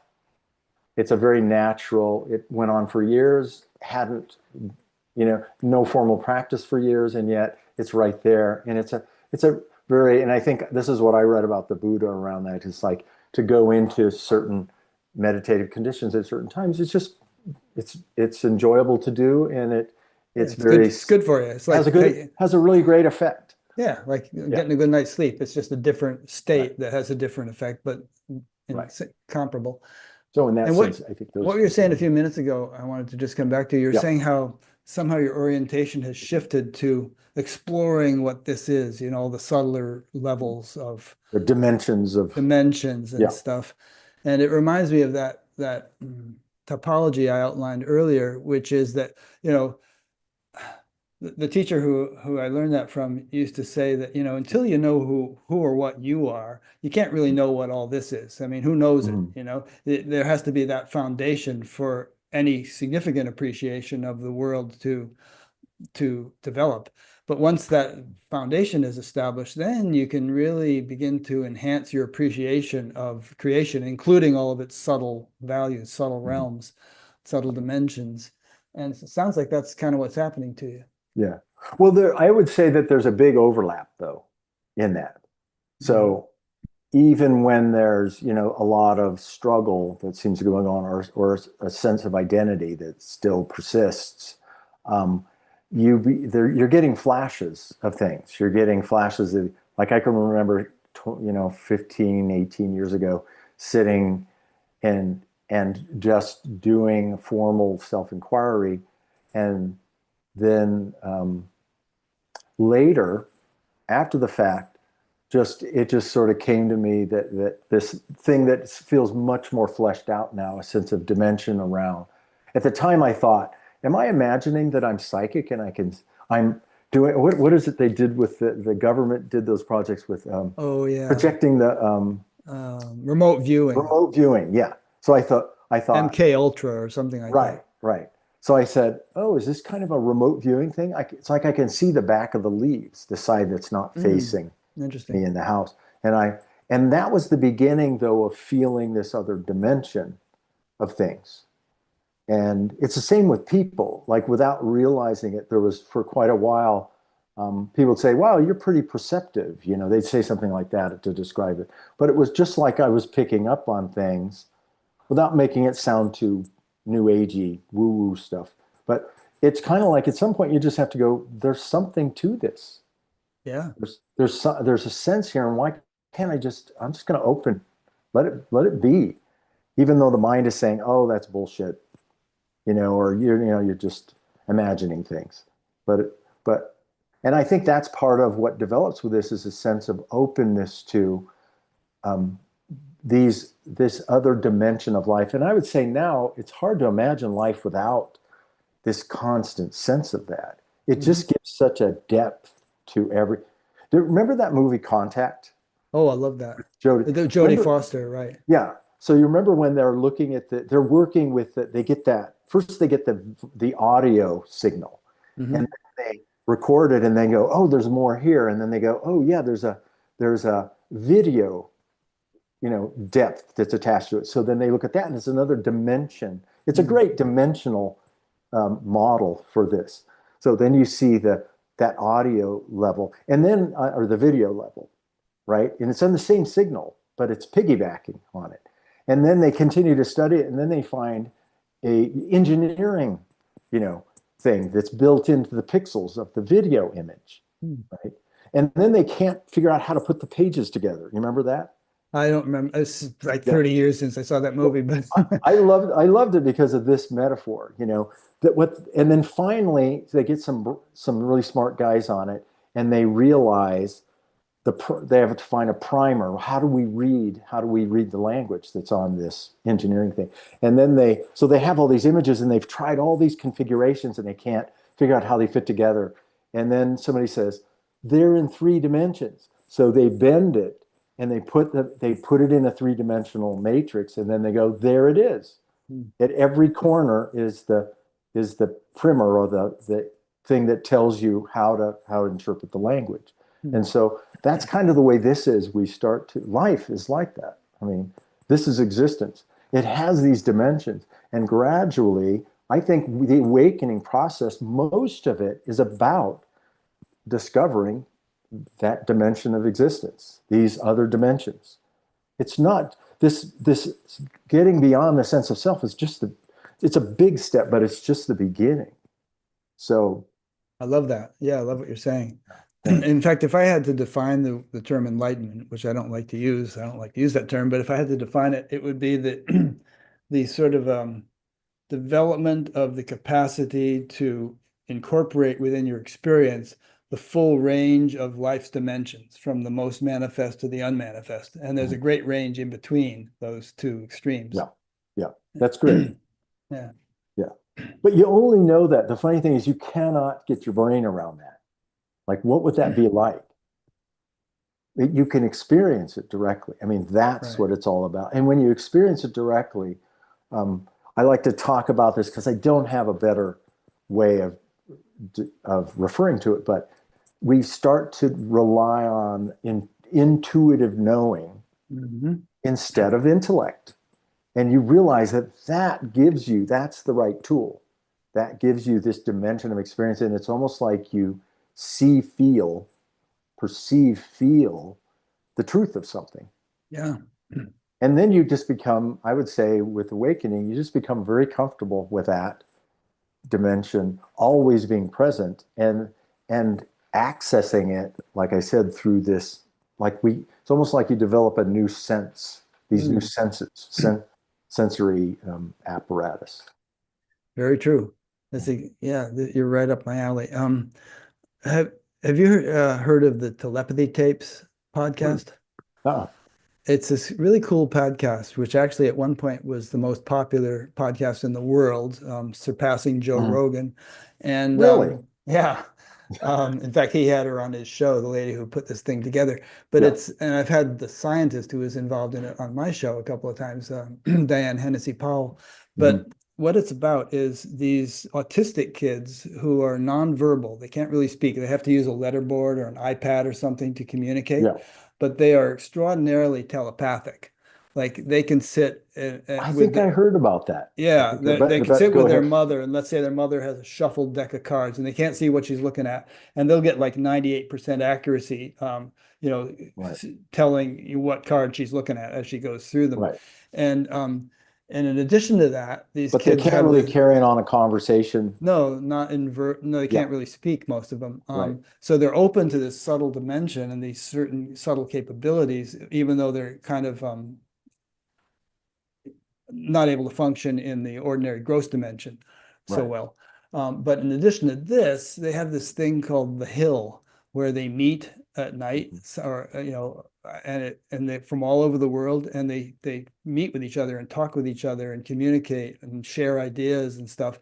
And is this on a computer, or this? No, it's like kind of some kind of a Akashic internet or something. Okay. Where they're just tuning in to some collective field. And it's a fascinating podcast, which is why it became so popular, and it's extremely well produced. But these kids feel like, there is this sort of spiritual unfolding taking place in the world, and they're playing a part in helping to catalyze it. Wow. Yeah, that's interesting. Yeah. Do you mind sending me do you have a link or something you can send me Yeah, later? I will send it to you. And anybody listening, if you just search for the telepathy tapes, it'll come right up. I But love that idea that they actually can go to this dimensional space where they meet yeah. and somehow they're able to communicate that back. Yeah, and it's not just their say so. I mean, they'll tell their mother, I experienced this on the hill, and she'll check with the mother of some kid in New Zealand or something. Yeah, my son said the same thing to me. Right. Oh, interesting. Yeah. Yeah, pretty neat. Um, okay, let's get back to some more of these questions people have sent in. This one is from, another Scot, Kenny Hogan in Scotland. Um, I spent a few days with family and my mind was fully occupied with thoughts relating to the ongoing activities. When I returned home, I really had to ground my awareness and return to my realized self. Would you say this is the correct way to go about life from day to day, where I allow myself to be pulled out of my effortless state of mind to ensure I maintain a stable family life? Well, yeah, there's a couple things there. So, do you have to do that to maintain, do you have to get pulled into things to maintain a good family life? I would say no. I would say no. There's an alternative to that. Um, and I think that, like, I would say that as this progresses, at least my experience with it was, um, I became much more functional with family. You could do it with your eyes closed kind of thing, rather than feeling so drawn into the drama and all that kind of stuff. Um, but I don't know what he means by realized self. Like I come back and I go to my realized self. So Well, A he's not lot of here to times I'll ask, ask but people, my sense of his question is, you know how there's sort of a tenderness or delicacy to realization initially where you kind of lose it if you get into an excited situation and but eventually you maintain it even in excited situations or over, right, stimulating situations and it gets more stabilized, it gets more integrated, and eventually I think for most people you kind of lose interest in getting into you don't go to discos at 2 in the morning and stuff, you just don't need that kind of stimulation. That's not where right, you get your yayas. right. Yeah, well, it becomes really obvious that a lot of temporal, a lot of sensory distraction and overload is not all that pleasant. So I think now, and I would say it's a little bit of a side point from what this gentleman's talking about, but I noticed that a lot of that falls away. It's like, yeah, parties, I don't care. I don't care. After going to a couple parties and just, wanting the conversation to move toward something of substance and not seeing it happen and feeling like, what is all this talk about? It's all Yeah. me stuff. It just became uninteresting to be part of that. So a lot of that kind of falls away anyway. I think also affects family. But again, I would want to know, well, if I was going to talk to this gentleman, I'd say, and he can send me an email if he wants. But well, what is going back to the realized self? What's going on there? What are you doing when you come back? Because ultimately, whatever your practice is, what we were talking about earlier, is like, let it infiltrate the rest of your life. You're sitting there talking to your mother and she's triggering all this stuff, for example. Sit there and look in and go, who's feeling tension? Who's feeling that? I am. What is that? Is that me? Am I really there? I mean, that's that investigate. And then maybe having a little bit of a breakthrough, like all of a sudden there's mom jabbering on and there's a sense of detachment and going, oh, okay. Now this is interesting. So I think that bringing that in there, and ultimately the realized self, it's not like you get in touch with the realized self and then it's gone. And we really have to eventually see through this coming and going of being, of true, or whatever we call it, the realized self. You know. So it's never gone. It's always here. It's accessible everywhere. Let's check that out. Let's find out. Reminds me of something Ramdas said. If you think you're enlightened, go spend a week with your parents. Yeah. Yeah. Yeah. And maybe that week will tell you, I'm enlightened. Yeah. hey, it doesn't matter anymore. But yeah, I think family turns out that that's one of those big trigger areas. And most people say, well, I can do my practice, but when I go there, and I did this at work too for a while, there was a sense of like, I mean, I was managing a department. I had to have meetings, I had to give talks, I had to do presentations, and I remember at Apple in the middle of a training exercise for a bunch of managers, and then just going, who's standing up here talking, really looking in. And then just like I was another person, I was just floating awareness in the room. And just seeing, and this is very impacting. There's Dan waving his arms and pointing at the board and going on. And I have nothing to do with it. It's just running on its own. So that sense of experiencing that sense of space was just very profound. It never left. But it definitely muted down, but it was part of this cumulative impact of having flashes of insight. Mhm. So, yeah. Cumulative, that's a good word. It tends to be cumulative for most people, and Yeah. and eventually accumulates to the point where it seldom, if ever, seems to go away. Right. But Well, and I it think takes that's easy time and to integration. miss. Pardon? I think that's easy to miss, that every time you expose yourself, that's why I say, sometimes I just make a joke and go, you've got to do 30,000, 30,000 self-investigation, actions, do 30,000 of them. I don't know what the number is, but there is a cumulative effect of that. Each time even if we don't come right to selfless awareness in the process, that little incremental insight stays with you. It's accumulating somewhere, and it's adding to this. That's why the big breakthroughs, where there's this complete sense of clarity around something that was confusing for a long time, they just seem to emerge in the moment. But it wasn't what you were doing in that moment that brought it about. So What you've been doing all these years, or it's whatever. what you've been doing all these years. Yeah. Yeah. Did you ever read Malcolm Gladwell's book, Outliers? That sounds familiar, but I can't remember Yeah, what it's he about. talked about 10,000 hours, and he used the Beatles, Bill Gates, and a couple of other people as examples of people Yeah. who had put in 10,000 hours of Right. a practice or training in whatever they were doing, and then they Yeah. became as great as they became because of Right. that. Yeah, Right. Yeah, I think I've heard that concept before right. with athletes. It was around Mhm. athletes, and it's like, look, it's all that work that you're doing. It's affecting something. Mhm. Yeah. Okay, let's see. This is from Martin Klein in Germany. I doubt that the sense of me is usually in the middle of people's awareness.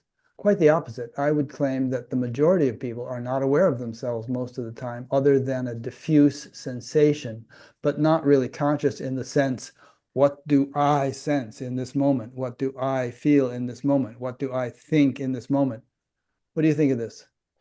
Yeah, well, I would say that diffuse sense of, I think what I would say is that most people hang out in the in-between zone. They're not all the way in to the sense, their attention isn't all the way in, and it's not all the way out. There's sort of a vague sense of self back there, but that is the sense of self. It's that diffused sense of kind of me, the cloud of meanness that we're talking about. That is the I sense. So I would say, well, that's exactly what we're talking about. And that is something I would probably disagree with them and say, you are aware of that all the time. It just feels like the wallpaper, it's in the background. But you can look at language, look at reference points and everything. Everything is back to you. It's about you. How's this person? Do I want to meet them? What can they do for me? What might come of this meeting? This situation, is it going to benefit me? So you can just look at how the mind and how you think about things moment to moment, day to day, and see how much of it is referencing that vague sense of self. Okay. Now, And did it you want to? sorry. I'm sorry. No, you go. What are you Well, gonna it say? has to be vague too, because it's not Right. It's subtle. It's it's not vague. real. Right. It's got to be, it's mirage-like, because you go to a center of a mirage and you don't find water, you know? So, and yet that's what makes it work. And I'd say that's the divine beauty of it is, man, is it persistent or what? Without it having any real substance to it. So, I wonder if the sort of absolutely persistent nature of consciousness itself kind of bleeds into or lends a sense of persistency to the I sense, the ahamkara in Sanskrit. yeah, absolutely. I would say that so I made a joke, I make a joke about this. I say, look, the thing that gives credibility to the I sense cluster, whatever that has to be, a sense of the body, a sense of, you know, location, things like that. The thing that gives credibility to it, that gets it into the party, is the presence of awareness. Mm-hmm. It's always there. And the mind loops it in. And so it's kind of like, so I talk about it as three strangers and one familiar person to the party that they're going to. They go there and they see these strangers show up in the porch. The person that gets them in the door is the one they know, right? That's what lends credibility to this sense of self. So I think the presence of awareness is, and it's funny because this, between the beginning of looking at the sense of self to the very end, awareness is always there. It's always there to give weight and credibility to the sense of self. It's always present. We just start to realize it's not the things that cluster around it. It's not what the mind clusters together to say, well, this is you. So even this person that was talking about Klein, I think, that was talking about this vague kind of fuzzy sense of self. The thing that's most impacting and significant about that is awareness. But they're somehow, the mind just has this ability to join them together and say, yeah, there you are. Does that make sense? Yeah, it does. Yeah. Yeah. And at a certain stage, they get unjoined. And then at another stage, everything gets merged again. And we go through these phases, building upon each phase. Ken Wilber talks about states and stages. States are like, you know, a state you can get into if you take LSD or if you meditate for 3 hours or this or that. And stages are more like stable platforms that get established eventually and then build upon one another. Yeah. Yeah. So did you want to take us through some process? Yeah, let's do it. Okay. Tell us what to do. Yeah. Okay, I'll talk to us. Take my glasses off. Yeah. So let's see, what's a good place to go into? So normally the person comes and they say, yeah, this is what I'm trying to do. So why don't you tell me what you'd like to take a look at and give me sort of a walk-in, because you understand a lot about self-inquiry, self-investigation already. Why don't you take me in, like, how do you look at, if you were going to question, well, who am I? Yeah. Just maybe talk me through the I don't know beginning if of I'm that. a good subject because I don't do that. Yeah, I just kind of, okay. you know, I have had my own process, which has yielded good results. But I've never used this sort of self-inquiry method, really. So I have an idea. Okay, I'll just dive in. Okay. So what makes you feel like what is the most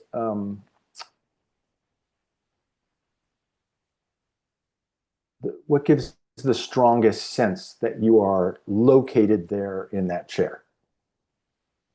I'm only, let me put it this way. I've said this before, but if I had to describe my experience, I'm everywhere, I'm nowhere, and I'm right here in the chair. And all three of those flavors, they're not like discrete, concrete things. They're more just like flavors that sort of like, if I reflect on my experience, all those components or qualities are there. And Okay. the fact that I'm in the chair here and haven't stood up for 2 hours, I feel like stretching, go Yeah. and get some exercise, but Mhm. that's certainly not the totality of my experience. So in what way are you everywhere? And based on we'll say this, based on your direct experience, your direct perception, Mhm. not so much what you think, Right. right? No, it's a How are you everywhere? Yeah. sense of vastness, a sense of non-locality, a non-confinement, just like no boundaries. Okay. So in that sense, you're not in the body. No, body's in me. The body's in you, exactly. Yeah. So then, in what sense are you then the body? Do you need to change? Does that need to change in any way? Is there No, something about this experience or that thought that says, well, you got to be this too? don't feel like it needs to change. I feel like all is well and wisely put, and the body is the instrument through which this is lived. Okay. So this body here now Mhm. is the instrument through which what is lived. This experience of, life with all its dimensions, including the vastness and the silence and the activity and everything, the whole kit and caboodle. Right. So in that sense, though, you in some way need to inhabit the body I'd say that to have that experience, the to body is facilitate is that. is necessary as a vehicle for reality to be a living experience, or for, you could even put it in terms of God, for God to have a living experience of his or her, its unmanifest Right. nature. Right. Now that's an interesting idea, and it may be true, Mhm. but is if you're going to just describe your direct experience now, you don't really necessarily experience that, right? Perceive it directly without thought. No, that's more Right. intellectual. The other stuff I just said earlier is more experiential, but that little bit is kind of a philosophical Yeah. Right. consideration. So you said at the beginning, though, in some way you're in and as of the body in other ways. But again, if we don't think about it, if we just look for the evidence of that, right? What about direct experience verifies that? Or does it? Well, it's not like I am in and as the body, although the individual I sense occupies this body, and both seems to animate it and doesn't. It seems to be on automatic, but on the other hand, there seems to be some volition. We never got into the subject of free will in this conversation, Yeah. but there seems to be some impetus or incentive that some some individual faculty initiates.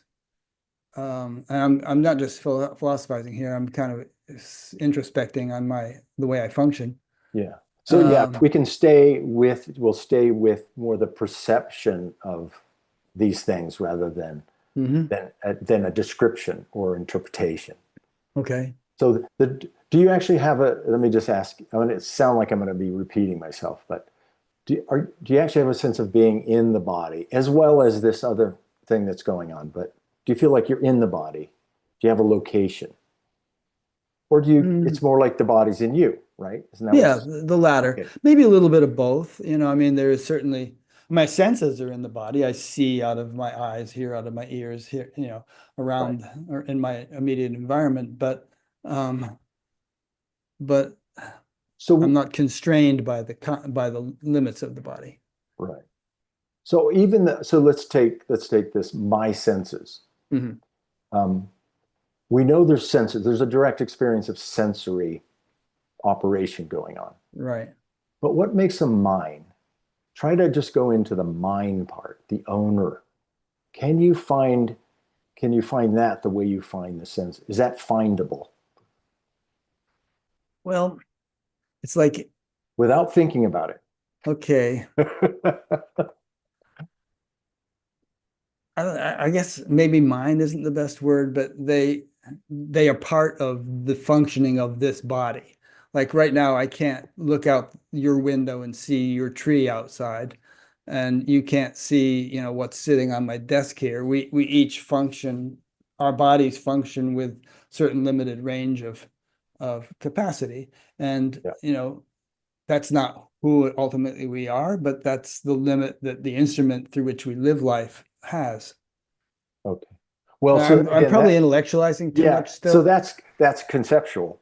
It is. So it's tricky because we spend And I'm not used to 95% of doing this with you. So maybe if I sat with you regularly, I would yeah. not play, get into this kind of mind game. Right.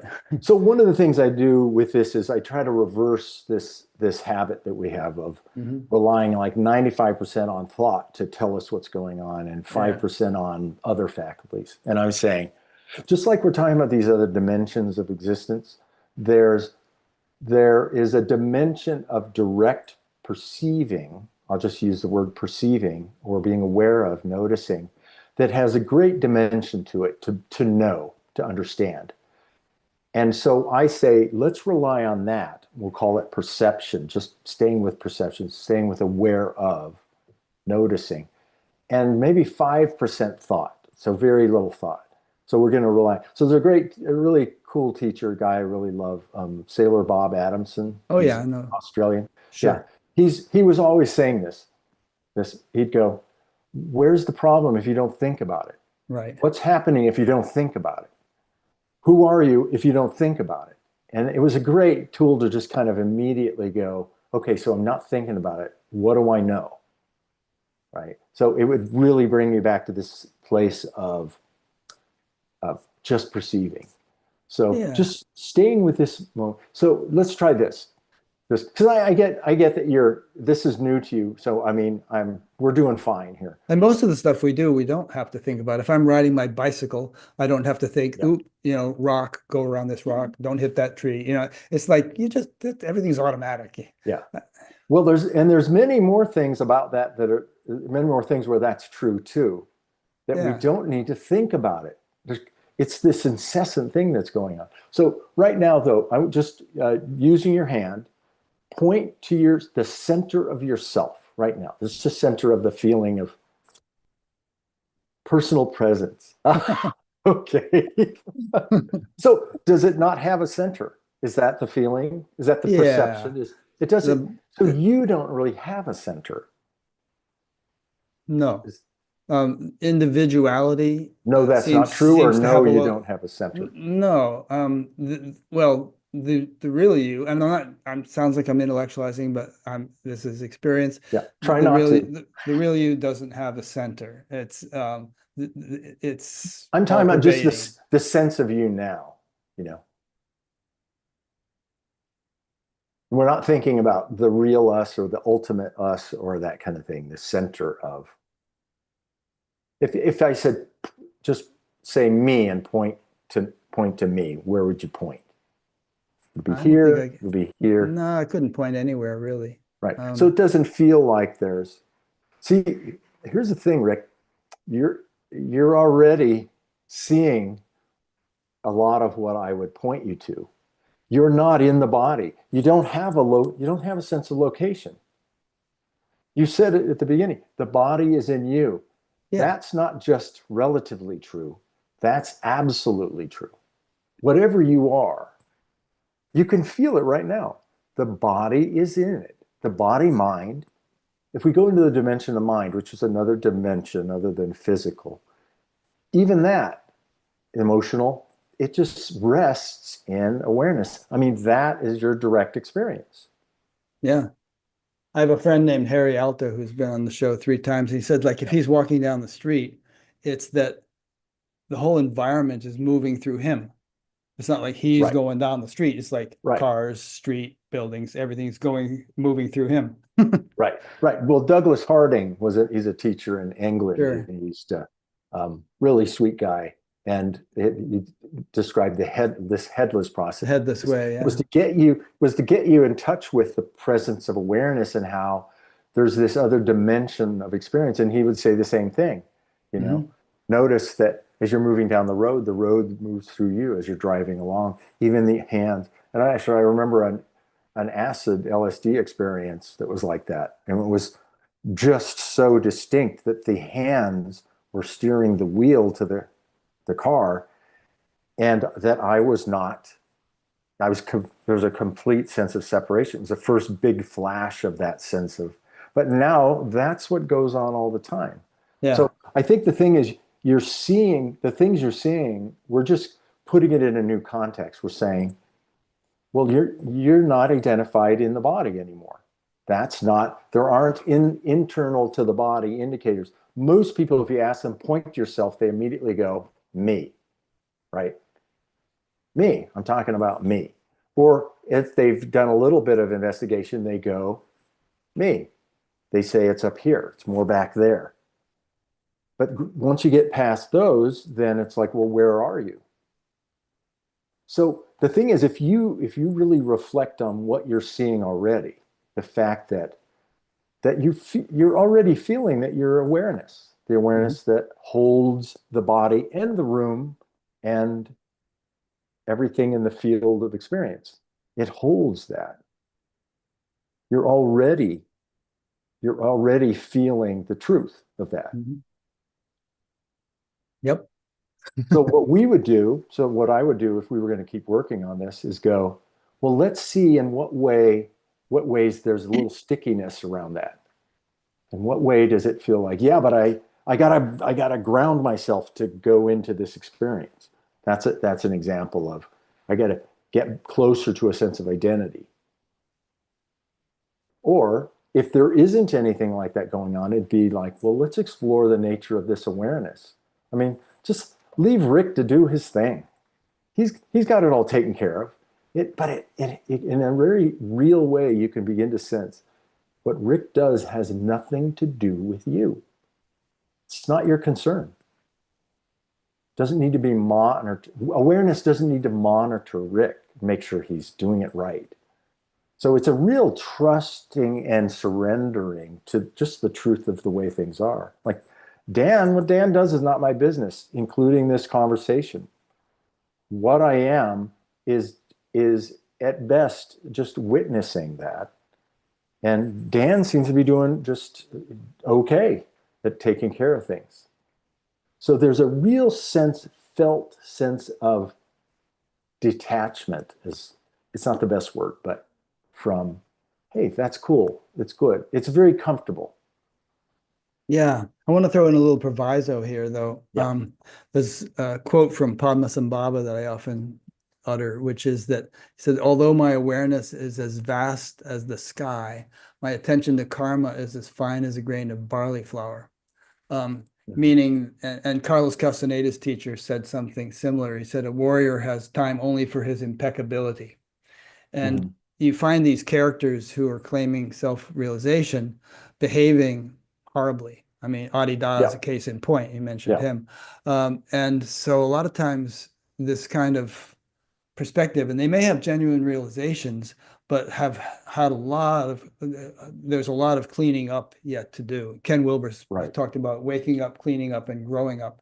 And so I just want to emphasize that the stuff we're talking about should never be used as an alibi for inappropriate behavior, saying things like, and I'm quoting someone who actually said this, who was sleeping with all the women who would come to his meetings.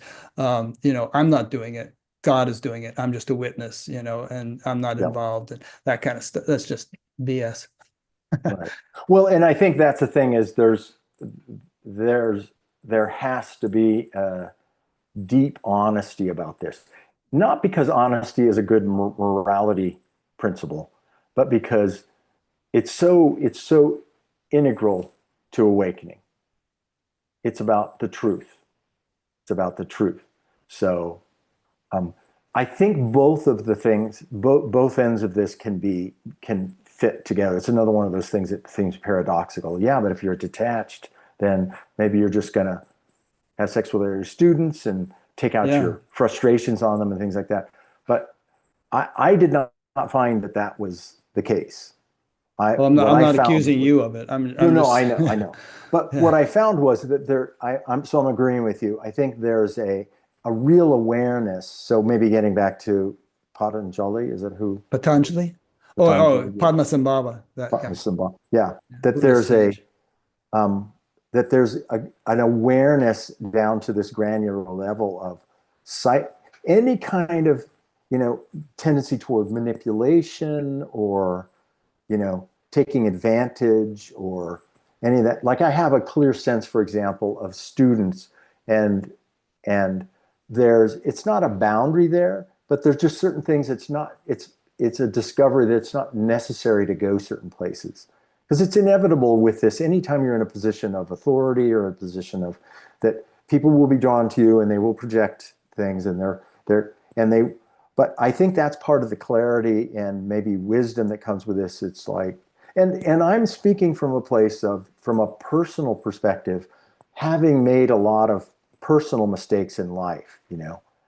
There were some affairs in there, things like that, big mistakes made, um, and learned from, right? All adding to a sense of, a better, increased awareness of what are the effects of these things. So I think in a way, psychologically, there's a certain mastering of the psychological level of life that comes along with, but also a detachment that comes in. They go hand in hand. The sense of detachment does not create a sense of like, well, whatever, like you were talking about this one teacher. Yeah, all Yeah. those affairs, they weren't me, they were somebody else. Yeah.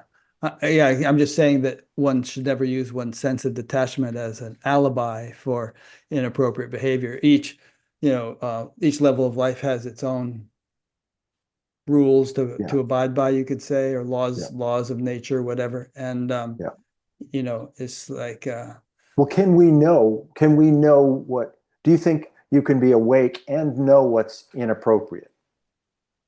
I think you can. I think you can, even on a level that's deeper and more dimensionally available than the normal person who has a strong code of ethics and moral standard.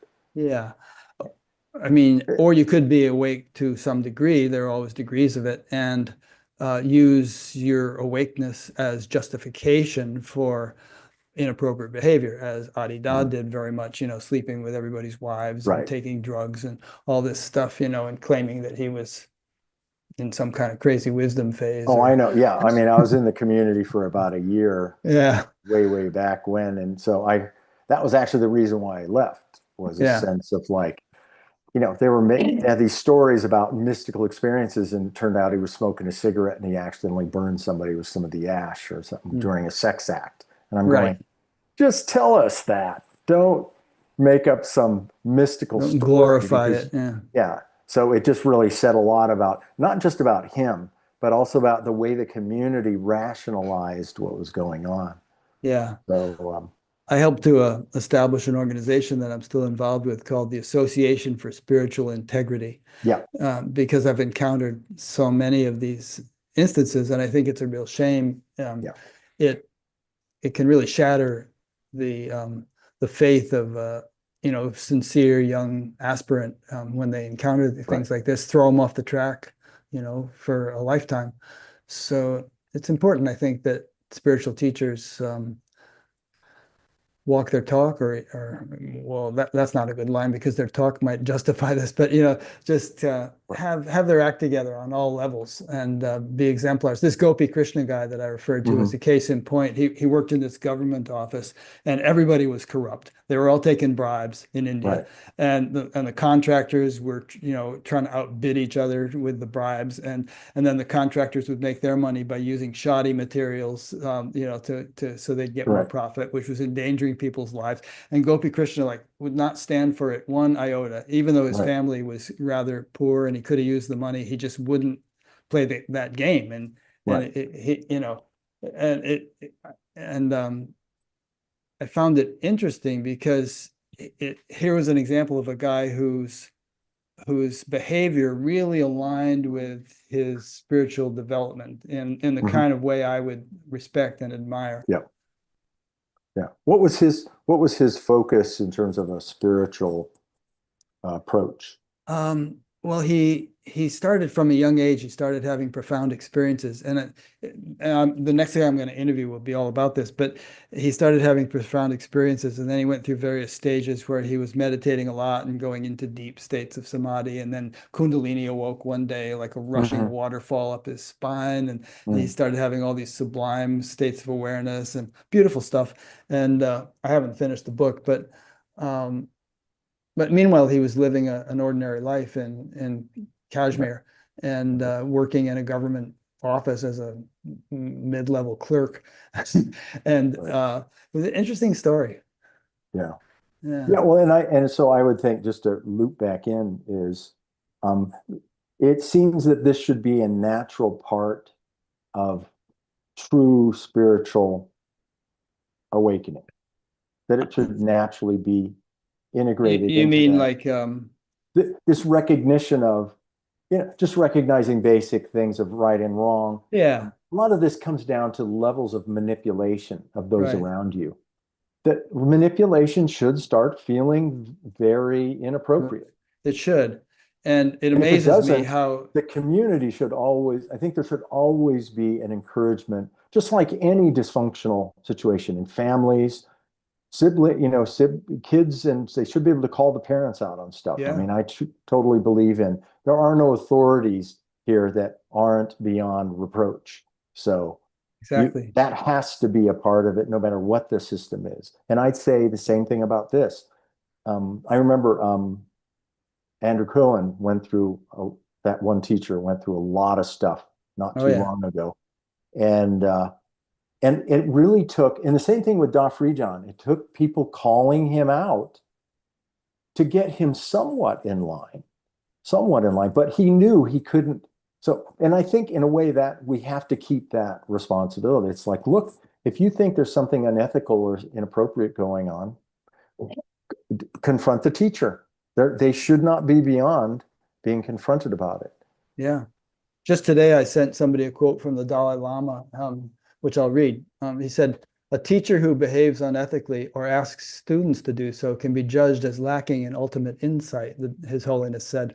Yeah. As far as my own understanding goes, the two claims that you are not subject to precepts and you are free, these are the result of incorrect understanding. No behavior is free from consequences. For this reason, true wisdom always includes compassion, the understanding that all things and beings are interconnected with and vulnerable to each other. Even though one's realization may be higher than the high beings, His Holiness said, one's behavior should conform to the human way of life. When teachers break the precepts, behaving in ways that are clearly damaging to themselves and others, students must face the situation, even though this can be challenging.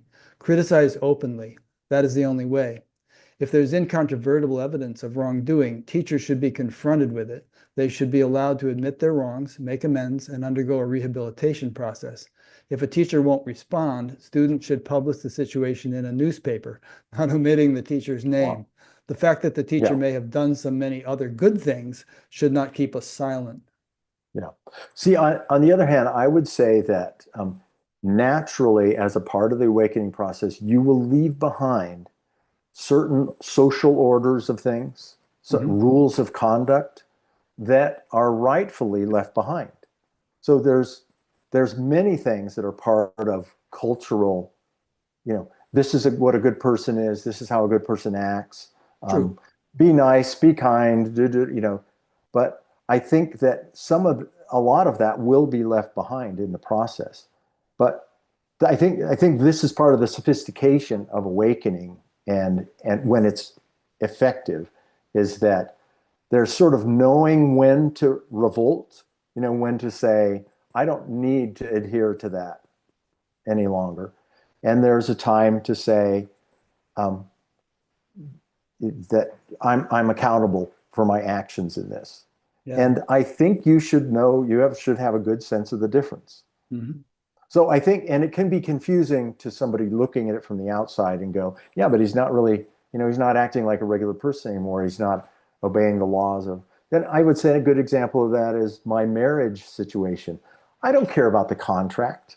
I don't care about what culture says about a marriage. What I care about is, our living relationship together, is it growing? Is it contribute? Is it positive? Is it healthy? Is it, and what, and I interpret that based on this situation.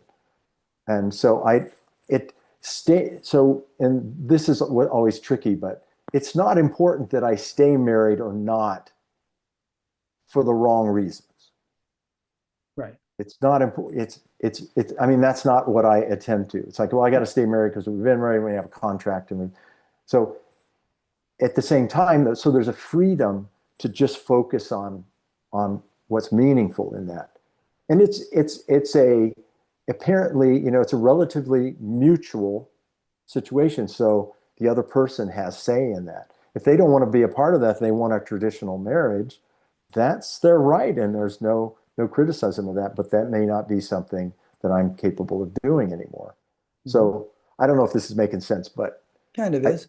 I'm trying to yeah.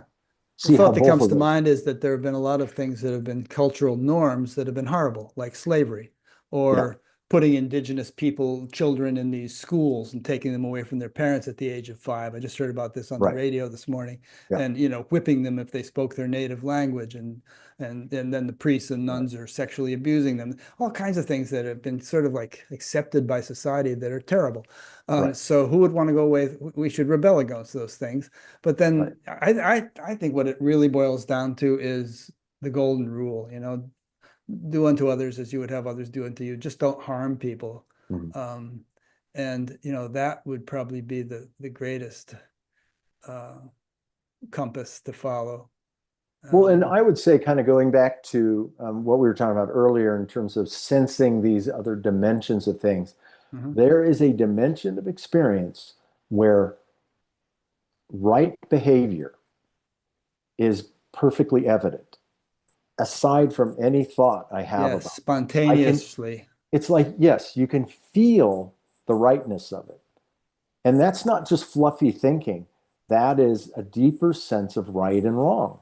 And I think that's many of these rules that have kind of been handed down and just memorized and embodied without really reflecting on the deeper meaning of it, I think have lost that. And so that's part of this rejection. It's like, look, I don't care what people say. I don't care what they say is right. What I care about is what I feel, what I have a direct experience of, what I intuitively know to be right and wrong. And it's never really led me astray. Yeah, that's good. Yeah. And what always puzzles me, and we won't drag this out too long, but it's kind of interesting. But what always puzzles me is these guys who are really impressive in many ways. They glow in the dark. They've got so much, presence and charisma and all, who are behaving reprehensibly in many ways. And my best understanding of it at this time is that there's such a thing as a partial awakening. Certainly in Kundalini terms, it's called deflected rising, where Kundalini rises to a great extent, but gets off on the wrong track. Right. And it can endow you with charisma and eloquence and, all siddhis even, and yet you are not enlightened. And a lot of the lower chakras haven't really been cleaned up properly. Right. And when they start acting up, all hell breaks loose. Right. Right. Yeah, and I agree. And that's part of, I think I tried to allude to that at the beginning. There was certainly a lot of attention to that early on in the spiritual process of really looking at, not just looking at conditioning and reactiveness and fears and things like that, but also really reflecting on, well, what's truly right? Yeah. How do I know? Because it's changing. Like you said, slavery at one point, everybody, what, you don't have a slave? Yeah. What's wrong with you? Washington, Jefferson, all these guys owned slaves. Yeah. So clearly, even with, fairly intelligent, wise men and women, there was an acceptance of a condition that just seems so obviously not acceptable. So in a way, I think what we're talking about is something that transcends history and culture and society. And just considering the possibility that there's another way of knowing right and wrong and truth and falseness and so on. Yeah. Lao Tzu in the Tao Te Ching Yep. and also some other scriptures say that if a society is really in tune with the Tao, really enlightened, then you hardly need any government, you hardly need any laws, just people Yeah. all behave spontaneously. But when the Tao degenerates or crumbles down to a low level, then you need all these laws and rules because people aren't just going to behave spontaneously rightly. Yeah, I like that. That actually is a good description. Well, we've done a bit of a marathon here. We should probably wrap it up, but it's fun talking Yeah, to you. yeah, I really enjoyed it. Yeah. Thanks so much for inviting me on the show. So I'll have a link to your website on your Batgap page, and people can get in touch with you through that. If you want, I can even put your email on there, but you might get swamped. So maybe you'd prefer that they go through the contact form on your website. Yeah, that's probably a good idea. Yeah. I And appreciate that. and do you work with people remotely, or do they have to come to North Carolina? No, I do. I'm working with a few people.